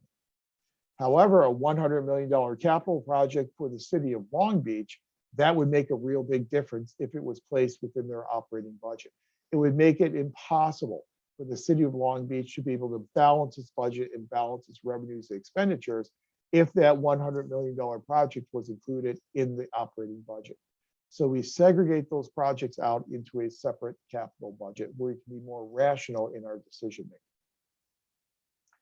So how does budgeting occur? What is the process of putting a budget together? The basic budgeting process consists of 4 different phases. The first phase is what we call the preparation phase. In the preparation phase, before we know how much money we can spend, we have to know how much money we are generating. So we do revenue forecasting, we do expenditure estimation. We put together these forecasts of how much money we're going to generate and then how much money we have to spend. This occurs before the fiscal year. The 2 main organizations that are involved in the preparation phase, the Office of Management and Budget, otherwise known as OMB. The Office of Management and Budget is the budgeting clearinghouse for the president in the executive branch. And OMB will put together their revenue forecasts, their expenditure estimates. And then Congress has its own organization known as the Congressional Budget Office, or the CBO. And the CBO will also put together revenue forecasts and expenditure estimates. The difference is that OMB serves the president, CBO serves Congress. OMB uses different methodologies to put their forecasts and estimates together as compared to the methodologies used by the Congressional Budget Office. So the results that we get from the OMB and from CBO oftentimes are much different from each other because they are using different assumptions and different methodologies. Also in the preparation phase, the Office of Management and Budget will then put out a call for budget requests from all the departments and agencies across the federal government. In the past, this was known as Circular A-22. And it's a budget request where they say, let us know how much money you're going to need for the next fiscal year. So agencies and departments put together the budget requests, submit those requests to the Office of Management and Budget. The Office of Management and Budget will review those requests, will usually cut those requests, and then those revised, those reduced requests will then become part of the president's executive budget. So all that happens in preparation well before the fiscal year begins. Once the president has their budget ready, then usually by the first week in February, the president's budget is then delivered to Congress.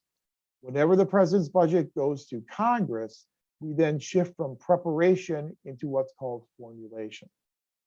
And before we get too much into formulation, let me just talk really briefly about how California does the preparation phase. So we said in preparation, you have OMB and you have CBO at the federal level.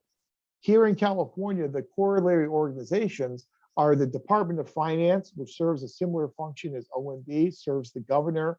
And then we have the Legislative Analyst Office, which oftentimes does somewhat of a similar function to what we oftentimes see from the Congressional Budget Office. So here in California, it's the Department of Finance and the Legislative Analyst Office doing our revenue forecast and our expenditure estimates. So once the president's budget then goes to Congress, we then move into what's called formulation. And formulation runs from the beginning of February, in theory, until September 30th. Now, it doesn't usually happen like that, but that's when the formulation phase is supposed to occur. When the president's budget goes to Congress, it goes immediately to a House Budget Committee and to a Senate Budget Committee. The House and Senate Budget Committee then have the job of passing what is called a concurrent resolution on the budget. That concurrent resolution on the budget must be passed by April 15th, and it establishes maximum ceilings on the amount of money that can be spent in all of our different programmatic areas. So here's a maximum amount that can be spent on health and human services. Here's the maximum amount on defense. Here's the maximum amount on education, and so on and so on. So by April 15th, sometimes members of the media will say, we have a budget. We don't have a budget. We have a concurrent resolution on the budget, which gives us kind of a skeleton idea of how much money we're going to be able to spend, but we haven't filled in all the blanks yet in terms of the budget. So then after we have that concurrent resolution on the budget, then the appropriation committees get involved in the game. There is a House Appropriations Committee and a Senate Appropriations Committee. The House and the Senate Appropriation Committee will each have 12 different appropriations subcommittees, each subcommittee working on a different area of spending. Those appropriations subcommittees will then hold hearings on their appropriation bills. They will mark up and amend their appropriation bill, and then they will pass that bill to the parent appropriations committee. The parent appropriations committee receives that appropriation bill. It will then hold hearings. It will then mark up and amend the bill. And eventually the House and the Senate Appropriations Committee will then pass those 12 different appropriation bills. Once passed by the appropriation committees, then those bills are ready to go to the floor of the House and the floor of the Senate for final debate and passage. Typically, when those appropriation bills go to the floor, they go under what's called privileged status. And a bill that is under privileged status will mean that there are very limited amendments that are allowed for that bill, and there's a very limited amount of time, especially in the House, for discussion and debate on that appropriation bill. Now, that appropriations process is for what we refer to as discretionary spending. And there are two types of spending at the federal level. There's what we call discretionary spending, and then there's what's called mandatory spending. In discretionary spending, this and left out the R, but in discretionary spending, this is spending that Congress has direct control over. So if Congress decides we want to reduce the amount of spending on this program, they can do that directly in that appropriation bill. So discretionary spending goes through that appropriations process. But there's also a category of spending that Congress does not have direct control over. That's what's called mandatory spending. So things such as spending on the interest on the national debt, that's mandatory. Congress has borrowed the money. Congress has to repay that money. It has no choice in terms of making those principal and interest payments. Entitlement programs are also an example of mandatory spending. So think of something like Social Security, which has been in the news recently. The Social Security is an entitlement-based program. If you meet the eligibility requirements, if you meet the retirement age and you are vested in Social Security, you are then legally entitled to those Social Security benefits. If Congress wants to spend less money on Social Security, it's going to have to do that indirectly by going back and changing the eligibility requirements. So if we increase the minimum retirement age by 5 years, that will make fewer people eligible for Social Security benefits, which will in turn result in us spending less money in those Social Security benefits. Whenever you have an entitlement program in mandatory spending, those mandatory spending programs go through what's called the authorization process. They go to authorization committees, and those authorization committees can then change those eligibility requirements to then indirectly reduce the amount being spent on those mandatory spending programs. So discretionary spending goes through appropriations, mandatory spending goes through authorization. So we're working on the appropriation and authorization bills as we move through May and June and July and August and into September. Now, the fiscal year at the federal level begins on October 1st and ends on September 30th. So in theory, Congress must pass all the appropriation bills, all 12 of them, get them to the president for the president's signature no later than the end of the fiscal year on September 30th. So there is a spending authority when the new fiscal year begins on October 1st. When the new fiscal year begins on October 1st, we then shift from formulation into the execution phase. And the execution phase, we are actually spending that money. This is when public agencies and public administrators go out there and spend the money in accordance with the legally appropriated manner in which that money is supposed to be spent. The problem at the federal level is we rarely get our budgets done on time. So it's usually a situation where we might pass 3 or 4 appropriation bills by September 30th, but then we have maybe 8 or 9 more appropriation bills that have not yet been passed. So when the new fiscal year begins, those agencies that are covered by those unpassed appropriation bills, they lack the legal authority to spend money. There's this Anti-Deficiency Act that we talked about when we talked about differences between public and private sector organizations. And we said that public organizations can only spend money on what is legally provided for in law. So if we don't have the legal authority to spend money, we are technically not supposed to spend money as public agencies. So Congress's workaround is that for all of those appropriation bills that have not been passed by the beginning of the new fiscal year, they will pass what are called continuing resolutions, or CRs. A continuing resolution is a temporary grant of authority that will allow those agencies to spend money for the next 2 weeks at 80% of the amount that they spent for those 2 weeks in the last fiscal year. So it at least allows them to keep the doors open, to keep paying their employees, and to keep providing some limited services to the public. Those continuing resolutions expire. So after 2 years, that continuing resolution will expire, and then Congress will need to pass another continuing resolution, oftentimes for another 2-week period of time. Then that CR expires, and then they'll have to pass another continuing resolution, perhaps for another 2 weeks, and so on and so on. The problem is that if you keep passing these continuing resolutions and they keep expiring, eventually either the president or Congress will be fed up with continuing resolutions and will say no more continuing resolutions. And we've seen presidents do that.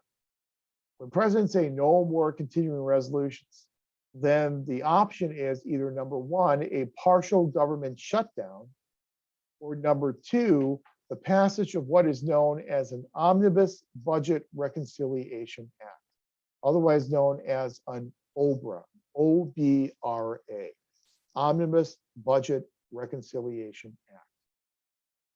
The Omnibus Budget Reconciliation Act, we take all of those appropriation bills that have not yet been passed and signed by the president, and we squish them all together into this massive Omnibus Budget Reconciliation Bill, and then pass them all at once in this mammoth piece of legislation. The problem there is that the OBRA is literally going to be thousands of pages long. We oftentimes don't know what is in the OBRA until sometimes a couple of weeks after it's been passed. OBRAs lead to a lot of overspending, because in order to get members to vote yes on this OBRA, they're probably going to have to put some of their pet projects into this OBRA and fund their pet projects. So it leads to a lot of runaway, what we call pork barrel spending in these OBRAs. The other option then is a partial government shutdown. So we'll say for all those agencies that do not yet have an appropriation bill, they will need to shut down. They'll send their employees home. They will furlough their employees. They will stop providing services to citizens. They'll only provide the very basic, bare bones, skeletal services, and they'll essentially close down for all those agencies and departments. I've seen government shutdowns. We saw 2 of them in the previous administration. But what is much more common to happen is the passage of an OBRA. Today, the OBRA is the normal way in which we do business in terms of the federal budget.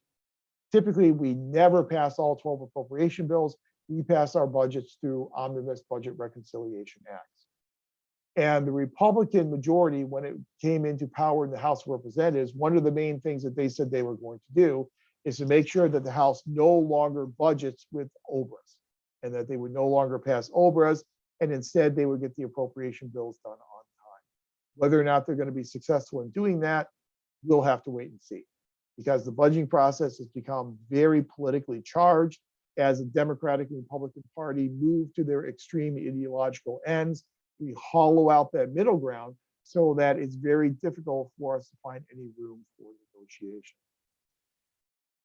But if we want to delude ourselves and say, okay, in the perfect situation, the budget gets done on time, the new fiscal year begins on October 1st, execution is then spending that money from October 1st until September 30th. Now, at the state level, it's a little bit different. At the state level, we do not have separate appropriation bills. We have what is called a budget bill. So the governor will then prepare their budget bill in January and then transmit that budget bill to the state legislature by late January. State legislature will then work on that budget through February, March, April, and the first part of May. Then around the middle of May, we have this momentous thing that happens in California called the May revise. And the May revise, we revise those revenue and expenditure assumptions based upon what's currently going on in the economy. So we look at how much money we've actually raised for the first half of the year. And oftentimes what we've actually raised is less than what we thought we were going to raise. So in that May revise, we have less revenue, which means we're going to have to make cuts to a lot of those programs that we are trying to fund. So the May revise will cause the governor to go back and change their budget in the middle of May. Then based upon that May revise, the state legislature will continue working on that budget, and then it's supposed to have that budget passed no later than June 15th, then signed by the governor no later than June 30th for the beginning of the new state fiscal year, which begins on July 1st. So our state of California has a different fiscal year than the state of California. We run from July 1st until June 30th. But even after that budget is passed and signed by the governor, the budget work is not done here in the state of California. Here in California, when that budget bill is passed, it's oftentimes very vague and ambiguous. There are not a lot of details in terms of how this budget is to be implemented, how this money is to be specifically spent, and on whom. So what we then get through July and August and September is a passage of these things called trailer bills. And in the California budgeting process, these trailer bills spell out all the specifics about how that money needs to be spent. So oftentimes local governments, even when the budget is passed, they still have to wait to spend their money until they see these trailer bills. So they know what the enforcement requirements are for how the money ends up being spent. Here in California, we've become much better at getting our budgets done on time. That's a function of two things. One, we are operating under unified government. We have a Democratic governor and we have supermajorities on the Democratic side in both the Assembly as well as the Senate. In fact, when you look at the 40-member Senate, there are only 8 Republicans out of 40 in the California State Senate. So these are very strong supermajorities. Since the Democratic Party controls the state legislature as well as the governor's office, it's become relatively easy to agree upon a budget. But the second thing that happened is we revised what's called Proposition 13. And in your budgeting class, you'll talk a lot about Proposition 13. But one element of Proposition 13 required a supermajority for the state legislature to pass the budget. We eliminated that and we made it only a simple majority. You still need a 2/3 majority to raise taxes, but you only need a simple majority in order to pass the budget. So the combination of those two things has made it relatively easy for us to get budgets done on time. Once the fiscal year has ended and we're done spending the money, we move into the fourth phase, which is evaluation. We audit the books, we look at how we spent the money, and then we also look at how well we have spent the money. When we look at how we spent the money, we're doing financial and legal audits. When we look at how well we spent the money, we're doing performance and management-based audits. So the upshot of this is with these 4 phases of the budgeting process, the budget for one fiscal year can actually span 3 to 4 years as you move through all these different phases. And these phases overlap between fiscal years. So when we are spending the money in this current fiscal year, we are in the formulation phase perhaps for the next fiscal year, and we're in the preparation phase for 2 fiscal years from now, and we're in the evaluation phase for the last fiscal year. So we may have 4 fiscal years. all overlapping on top of each other, only in different phases of the budgeting process. And that's what makes budgeting so very complicated. The federal budget process is so complicated that even members of the House and the Senate who have served there for 20, 25, 30 years will admit that they do not know all the intricacies and details of the federal budget process. You can teach an entire program, not just a course, but an entire program on the nuances in the federal budget process. But all budget processes tend to follow those 4 same phases of the process. What do budgets look like? Well, budgets look different depending upon the budget format that we are using.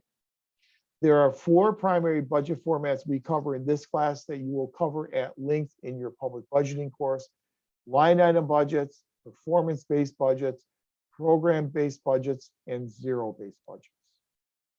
I do have examples of each of these different types of budgets in our Canvas site. We're not going to go through them here, and also because you will cover them at length in 555.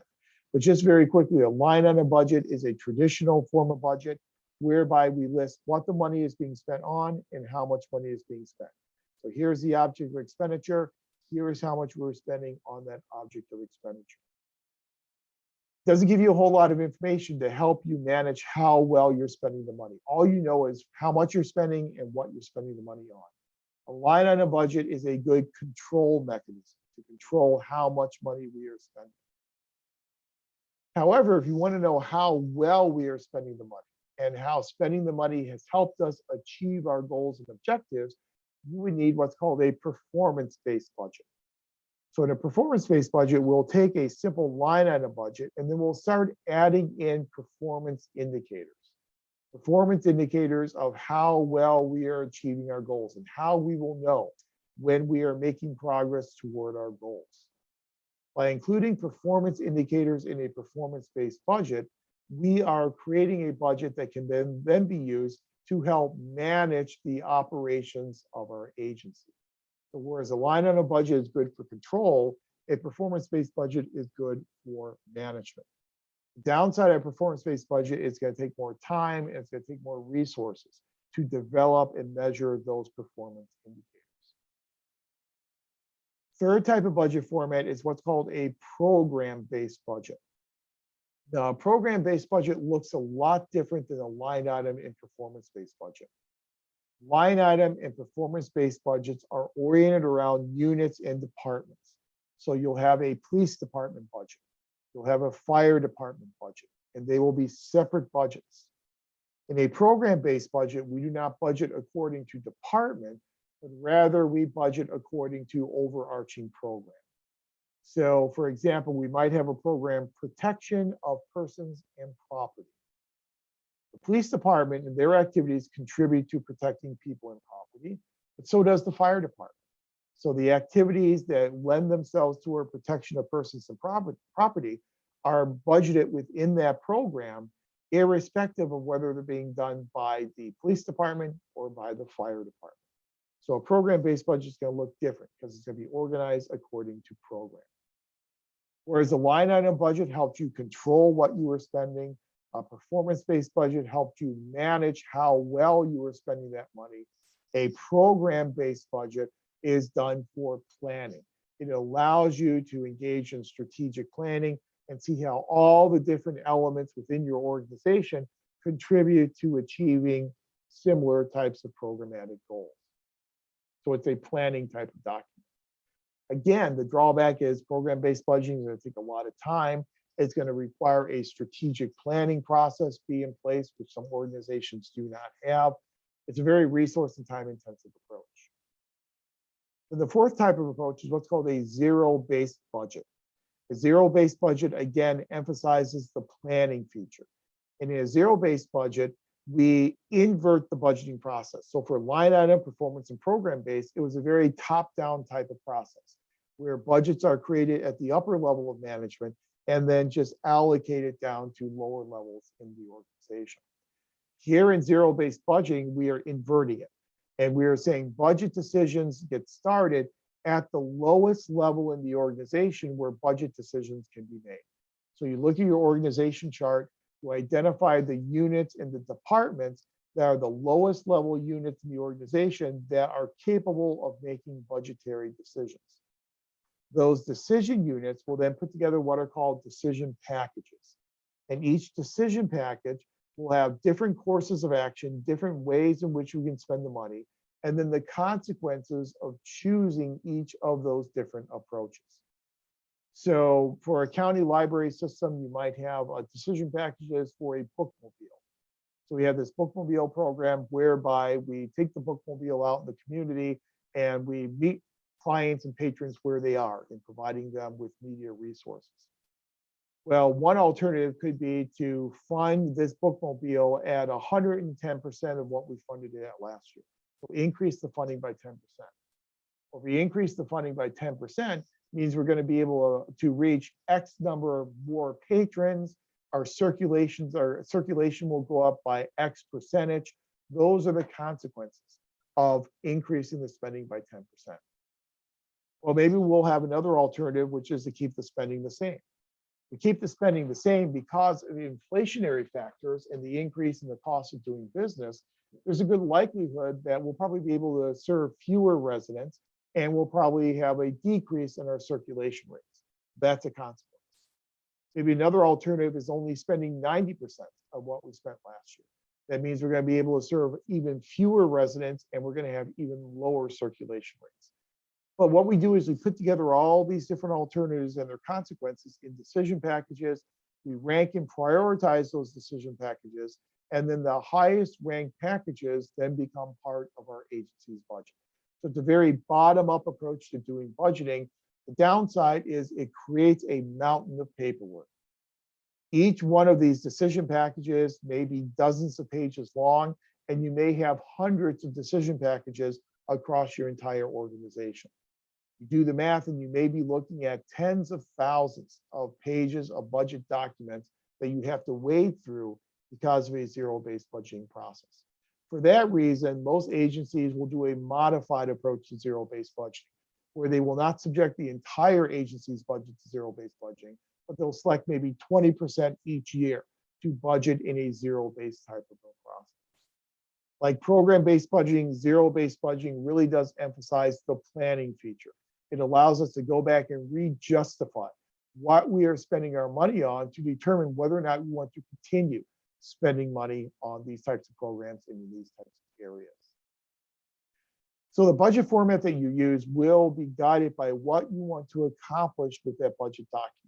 Do you want to control spending? Do you want to use it to help manage your operations to make you more effective and efficient? Do you want to use it as a planning tool to help you plan the operations of your organization? So a budget document really does go beyond, again, just being a statement of dollars and cents. But since the budget is telling us our expenditures, in order to know how many expenditures we can make and how much we can spend on all these different areas, we're going to have to know how much revenue we are generating. If we don't have the revenue, we're not going to be able to make those types of expenditures. So all governments need to generate revenue. And in 555, you will talk about different revenue sources that federal, state, local governments rely upon. There are tax-based sources of revenue and there are non-tax sources of revenue. Three big tax-based sources of revenue are property, income, and sales taxes.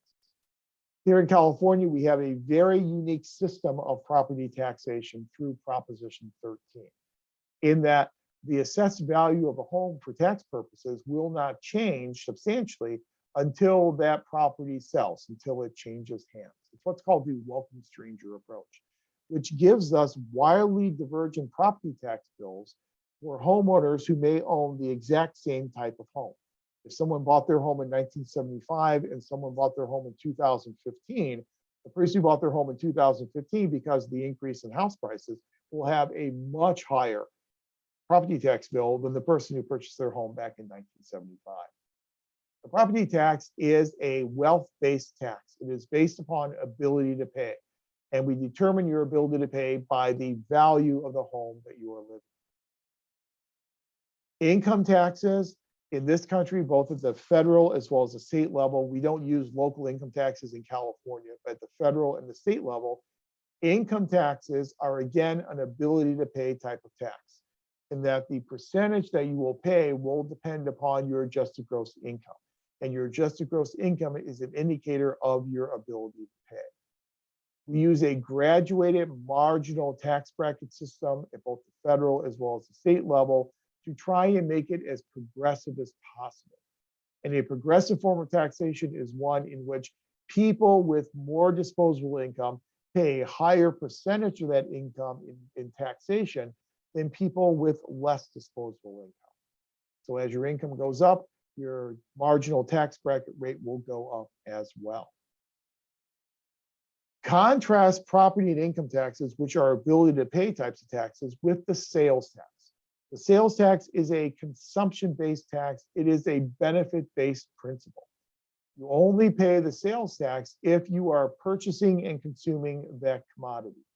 So if you're purchasing the candy bar, you pay the tax on the candy bar. If you don't purchase, you don't consume it, then you don't have to be subject to that tax. It's very much of a benefit-based type of tax. One of the main problems with the sales tax is it can be highly regressive, meaning that it can hit lower income individuals more than upper income individuals. Once lower income individuals purchase the staples of life, food and shelter and clothing, they have less disposable income, less money left over to purchase other things as compared to their wealthier counterparts. So unless we exempt things like food and pharmaceutical medications, and in some states up to a certain amount in terms of clothing, unless we exempt those staples of life, the sales tax is going to hit our lower income individuals harder than our higher income citizens. So we have to have the right mix of what we call our commodity exemptions. For property and income, our ability to pay taxes.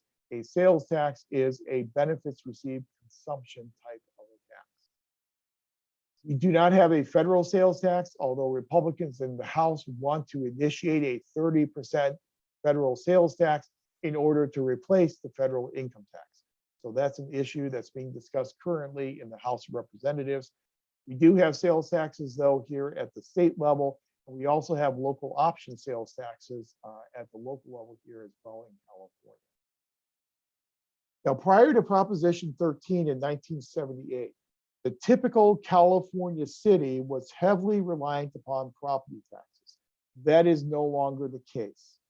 After Proposition 13, a lot of these local cities had to move from relying on the property tax to relying on non-tax revenue, because Proposition 13 limited the amount of property tax revenue those cities could generate. So they then shifted to non-tax revenue sources such as user charges and user fees. A user charge is usually based upon the consumption of some type of a service. So think about utilities. When you consume utilities, you are consuming a service. The more of that service you consume, the higher the charge that you pay. Charges are linked to the consumption of a service. User fees are usually not linked to the consumption of a service or a benefit derived from that service. They're usually indexed to the regulating the ability to participate in a certain type of activity. So if you drive a car in California, you have to have a driver's license. You pay a fee for that driver's license for the privilege of driving on those roads. You have to register your vehicle and pay a registration fee, again, for the privilege of driving that car on California roads. If you're a hunter or if you like to fish, you got to get a hunting and a fishing license. You pay a fee for the privilege of engaging in that type of a behavior. If you want to open up a new franchise in a city, you're probably going to have to get a franchise license and pay a franchise fee for the privilege of operating that facility, that franchise within the city boundaries. And so we've really seen this pronounced shift away from tax-based sources of revenue and more toward non-tax revenue sources. Here in California, like in the vast majority of states, there is a constitutional provision by which local governments must balance their books. They may not run a deficit, so their revenues and their expenditures must at least equal, if not having revenues exceeding expenditures. A deficit is an imbalance in revenues and expenditures in one given fiscal year. So if your expenditures are more than your revenues in one fiscal year, you have what is referred to as a fiscal year deficit. The federal government has run deficits from 1969 until today, with the exception of only 2 years. In 1999 and 2000, we were in surplus spending. Other than that, since 1969, we have run deficits every single year. And those deficits continue to get bigger and bigger and bigger. Again, at the state and local level, you are technically not allowed to run a deficit. There are ways that local governments can get around that we'll talk about in just a second. Then there is debt. And deficits and debt are related, but they are different types of concepts. So a deficit is an imbalance of revenues and expenditures in one given fiscal year. Debt is more long-term. So there is good debt and there is bad debt. Bad debt would be if you are running deficits every single year, those deficits will then accumulate into your long-term debt. That's bad debt. That's debt you want to try and avoid. Good debt could be borrowing money to construct a needed facility. So you decided your city really needs an aquatic center. And the citizens all agree we need an aquatic center. So we will borrow money to fill that aquatic center because it's something that society needs. We are borrowing money to repair our roads. That is something that is needed. It's an infrastructure improvement we need to do. That's an example of good debt. So not all debt is bad. There's good debt and there is bad debt. So whenever we issue debt, we are borrowing money. So the question is, how do we go out there and we borrow money as state and local governments? Well, there are two types of debt. There's long-term debt and short-term debt. Long-term debt is debt that matures in more than 1 year. Short-term debt is debt that matures within 1 year. So for long-term debt, if we want to build a recreation center, we'll go out there and we will issue what's called a bond. We issue a bond, investors purchase that bond. We take the proceeds from the investors purchasing that bond and we use those proceeds to build that recreation center or whatever project we want to build. Those bonds are usually multi-year in terms of maturity. They're oftentimes 20 or 30 or 40 years of maturity. So we can spread out paying for this recreation center over 2 or 3 or 4 decades. There are different types of bonds that governments can use depending on the project that they are trying to fund. One of the most traditional types of bonds is what's called a general obligation bond or a GO bond. A general obligation bond pledges what's called the full faith and credit of the city to repay the bond. So if you are issuing a general obligation bond, you are pledging that as a city, you will use all the resources at your disposal to pay off this bond. If it means laying people off, doing reductions in force, we will do that. If it means cutting spending on some other programs, we will do that. We guarantee the investor will do anything that we need in order to repay this debt. Investors like general obligation bonds because they're very secure investments. You know you're going to get your money back from that government. You know in investing, there is this relationship between risk and reward. So the lower the risk to the investor, the lower the reward that investor gets in terms of the interest rates charged. General obligation bonds, because they're very low risk, they offer lower reward to the investors, and so they have much lower interest rates. So it's cheaper for a government to issue a general obligation bond than another type of bond. The downside of general obligation bonds is that state governments will have a limitation on the amount of general obligation bonds that local cities can issue. Oftentimes, if you're bumping up against that limit, you're going to have to go out there and get voter approval to issue that general obligation bond. And that voter approval is not a simple majority usually. It's usually a supermajority, a 2/3 vote of your citizens. Getting 2/3 of your citizens to agree to borrowing money through a general obligation bond can be a really dicey proposition. If you're a school district in California, you can issue a general obligation bond known as a Prop 39 bond, which means you only have to get 55% voter approval. That's only available for special purpose governments like school districts. But a general obligation bond can be cheap for a government, but it does obligate them to use everything at their disposal to repay this debt. A variation on that's what's called a revenue bond. With a revenue bond, you are not pledging your full faith and credit. What you're saying is, we are going to repay this revenue bond. We're going to repay our investors with the revenue that we generate from operating this facility. So we're going to build a recreation center. We're then going to charge membership fees to people who use that recreation center. We're going to collect those fees, use those fees as the revenue to then retire and pay off this revenue bond debt. Revenue bonds, because you're using only revenue from the facility to repay them, it's a much riskier type of investment for the investor. And so therefore the investor is going to require much more of a reward, much more of a return on their investment. So interest rates are much higher on a revenue bond than they are in a general obligation bond. Then a double barrel bond is a combination of the two. We might say half of the debt will be general obligation, full faith and credit. Half of the debt will be secured by the revenue generated from operating this facility.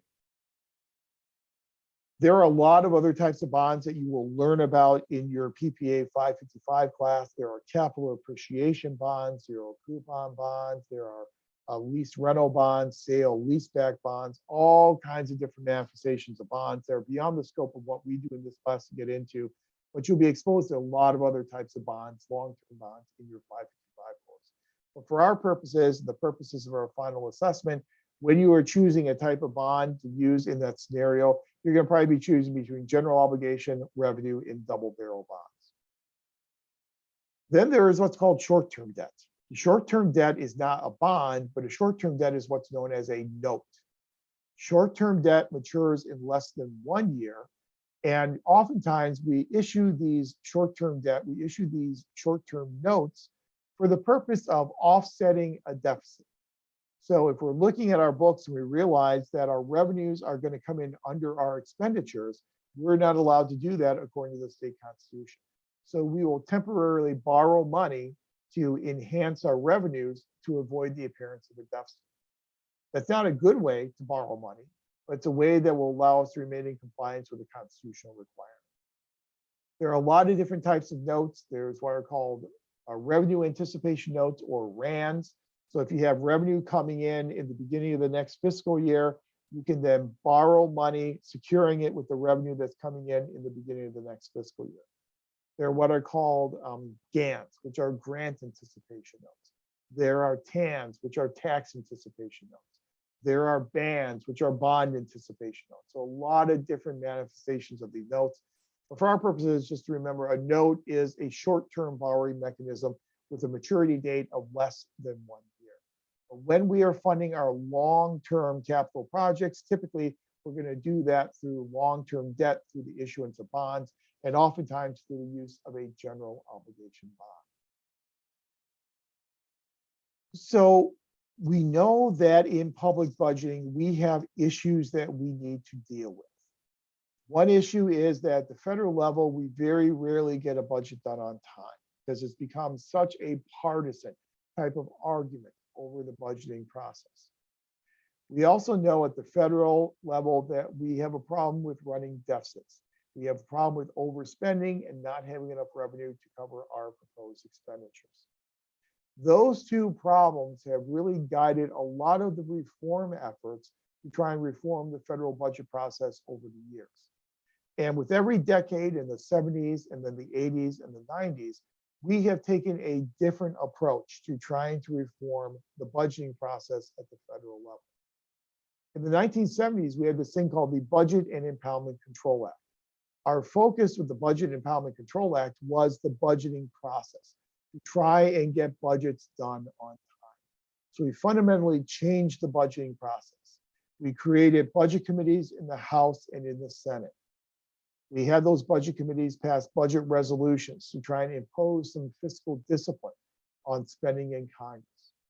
We changed the fiscal year to run from October 1st to September 30th, buy ourselves a little bit of time, hoping that we would be able to then come to an agreement before October 1st, as opposed to having come to an agreement in June or in July. We changed the fiscal year. We made all these changes to the federal budget process. They didn't work.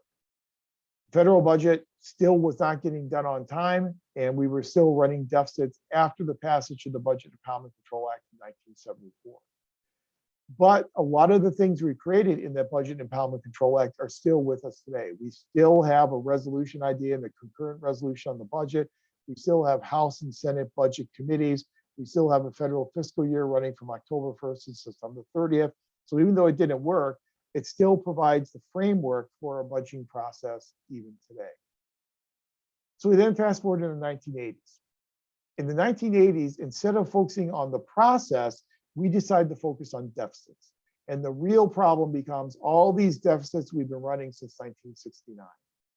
So we get two pieces of legislation, two reform efforts in 1980s, commonly known as Graham-Rudman-Hollings 1 and Graham-Rudman-Hollings 2. And the gentlemen you see on the screen are the bipartisan co-authors of that, Phil Graham, Warren Rudman, and Fritz Hollings. Phil Graham, a conservative Republican from Texas, Warren Rudman, who would eventually end up becoming an independent, and then Fritz Hollings, who was a conservative Democrat. So a bipartisan approach in order to try and limit deficits. The way in which the piece of legislation would do that is they created maximum allowable deficit targets. So every year, here is the maximum deficit that we can have at the federal level. And then establish a timetable. So with each passing year, that maximum deficit target got smaller and smaller and smaller until in theory, after about 20 years, your deficit target would be 0 and you would have eliminated deficits. In the first piece of legislation, 1985, it didn't work. The second piece of legislation, 1987, it still didn't work. Because all Congress would do is it would change the deficit targets. So if they were going to miss their deficit target, they increased it and then increased all the rest of the targets in the timetable. Then the next year, they missed their deficit target again.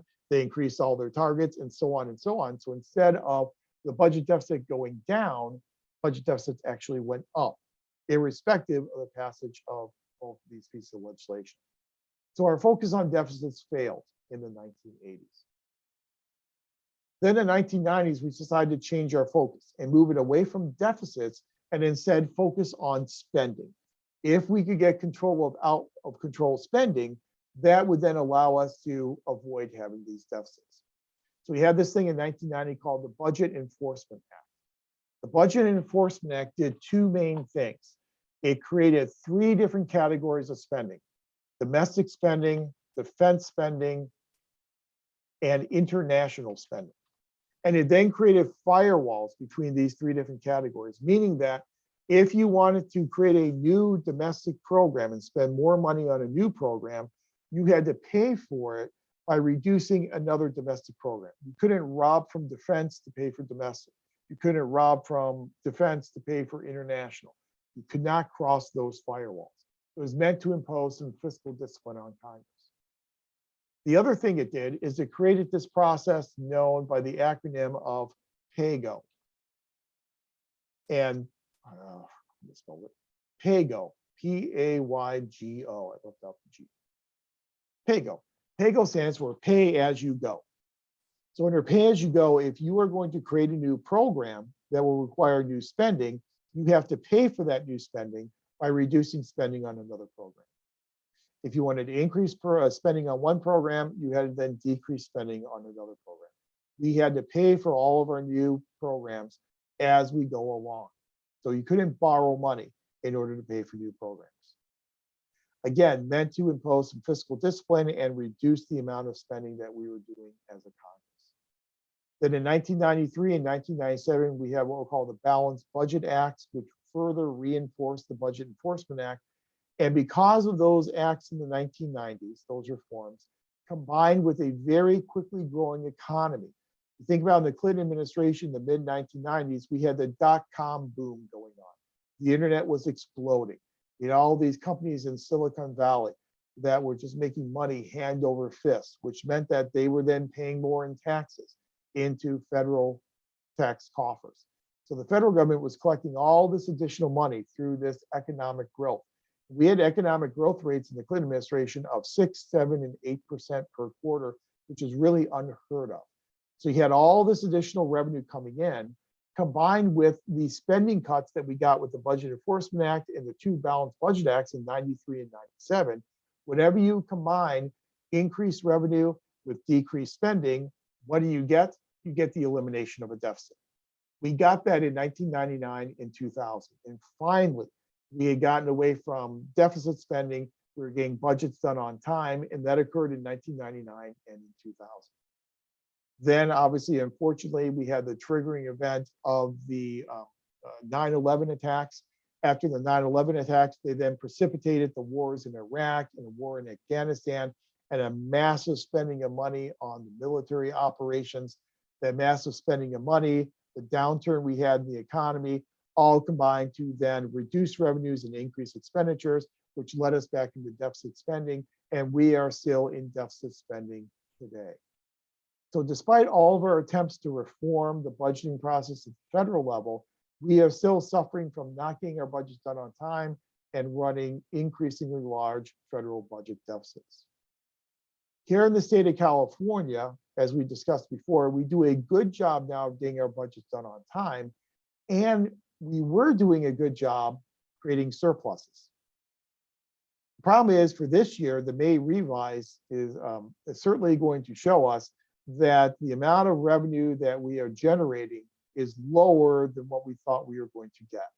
And the estimation is that we're probably going to have a budget deficit somewhere in the range of about $34 billion in California. That's our first major budget deficit in quite some time. A lot of people thought we would have these budget deficits during COVID. What we saw is because of a lot of that federal stimulus money and the pandemic money coming in from federal government, it kind of masked the true impact of the pandemic on the California economy.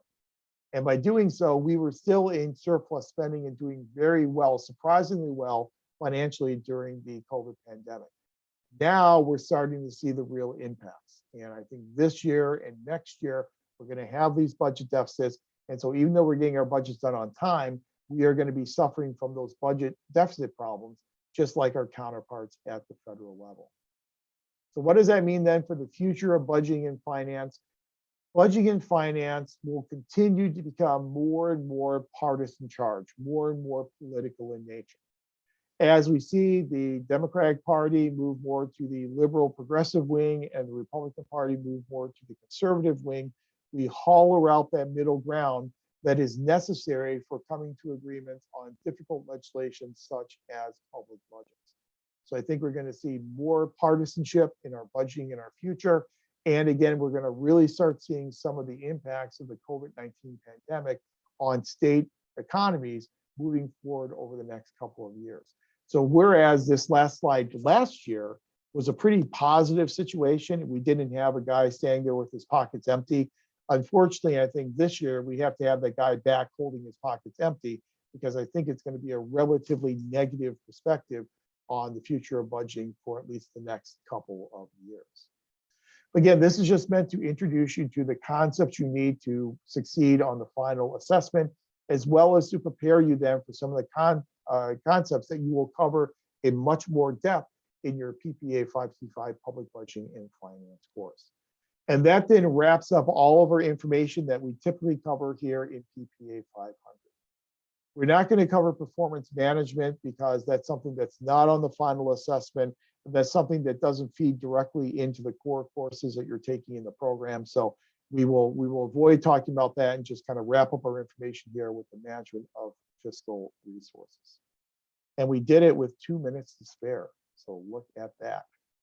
I apologize I talked so much tonight. I apologize we did so much information. But again, I really wanted you to be aware and be sure that you had all the information that you needed in order to do a good job on the final assessment. Now, again, that final assessment is due next week by midnight on the 15th. As you work on it, if you have any questions, you can feel free to reach out to me with any of those questions. Since we've covered all the information we need to cover, I don't think we have a need for a live Zoom session next Wednesday. So we will forego the live Zoom session, but I will be available via email as you are putting the finishing touches on your final assessment. Feel free to reach out to me, ask any questions you may have on that final assessment. The final assessment will then come in by midnight next Wednesday. I will then try and turn it around with your final grades no later than next weekend. So I'll be able to upload your final grades by the weekend, and you can then move onward and upward to a second half hybrid course if you are registered in the second half hybrid course. So in the very limited time we have left for tonight, any questions or clarifications on any of this information we cover with management of human resources and management of fiscal resources? I know it's a lot of information, but all this information again is being recorded. And as always, you will have access to the recording from tonight's session on our Canvas site.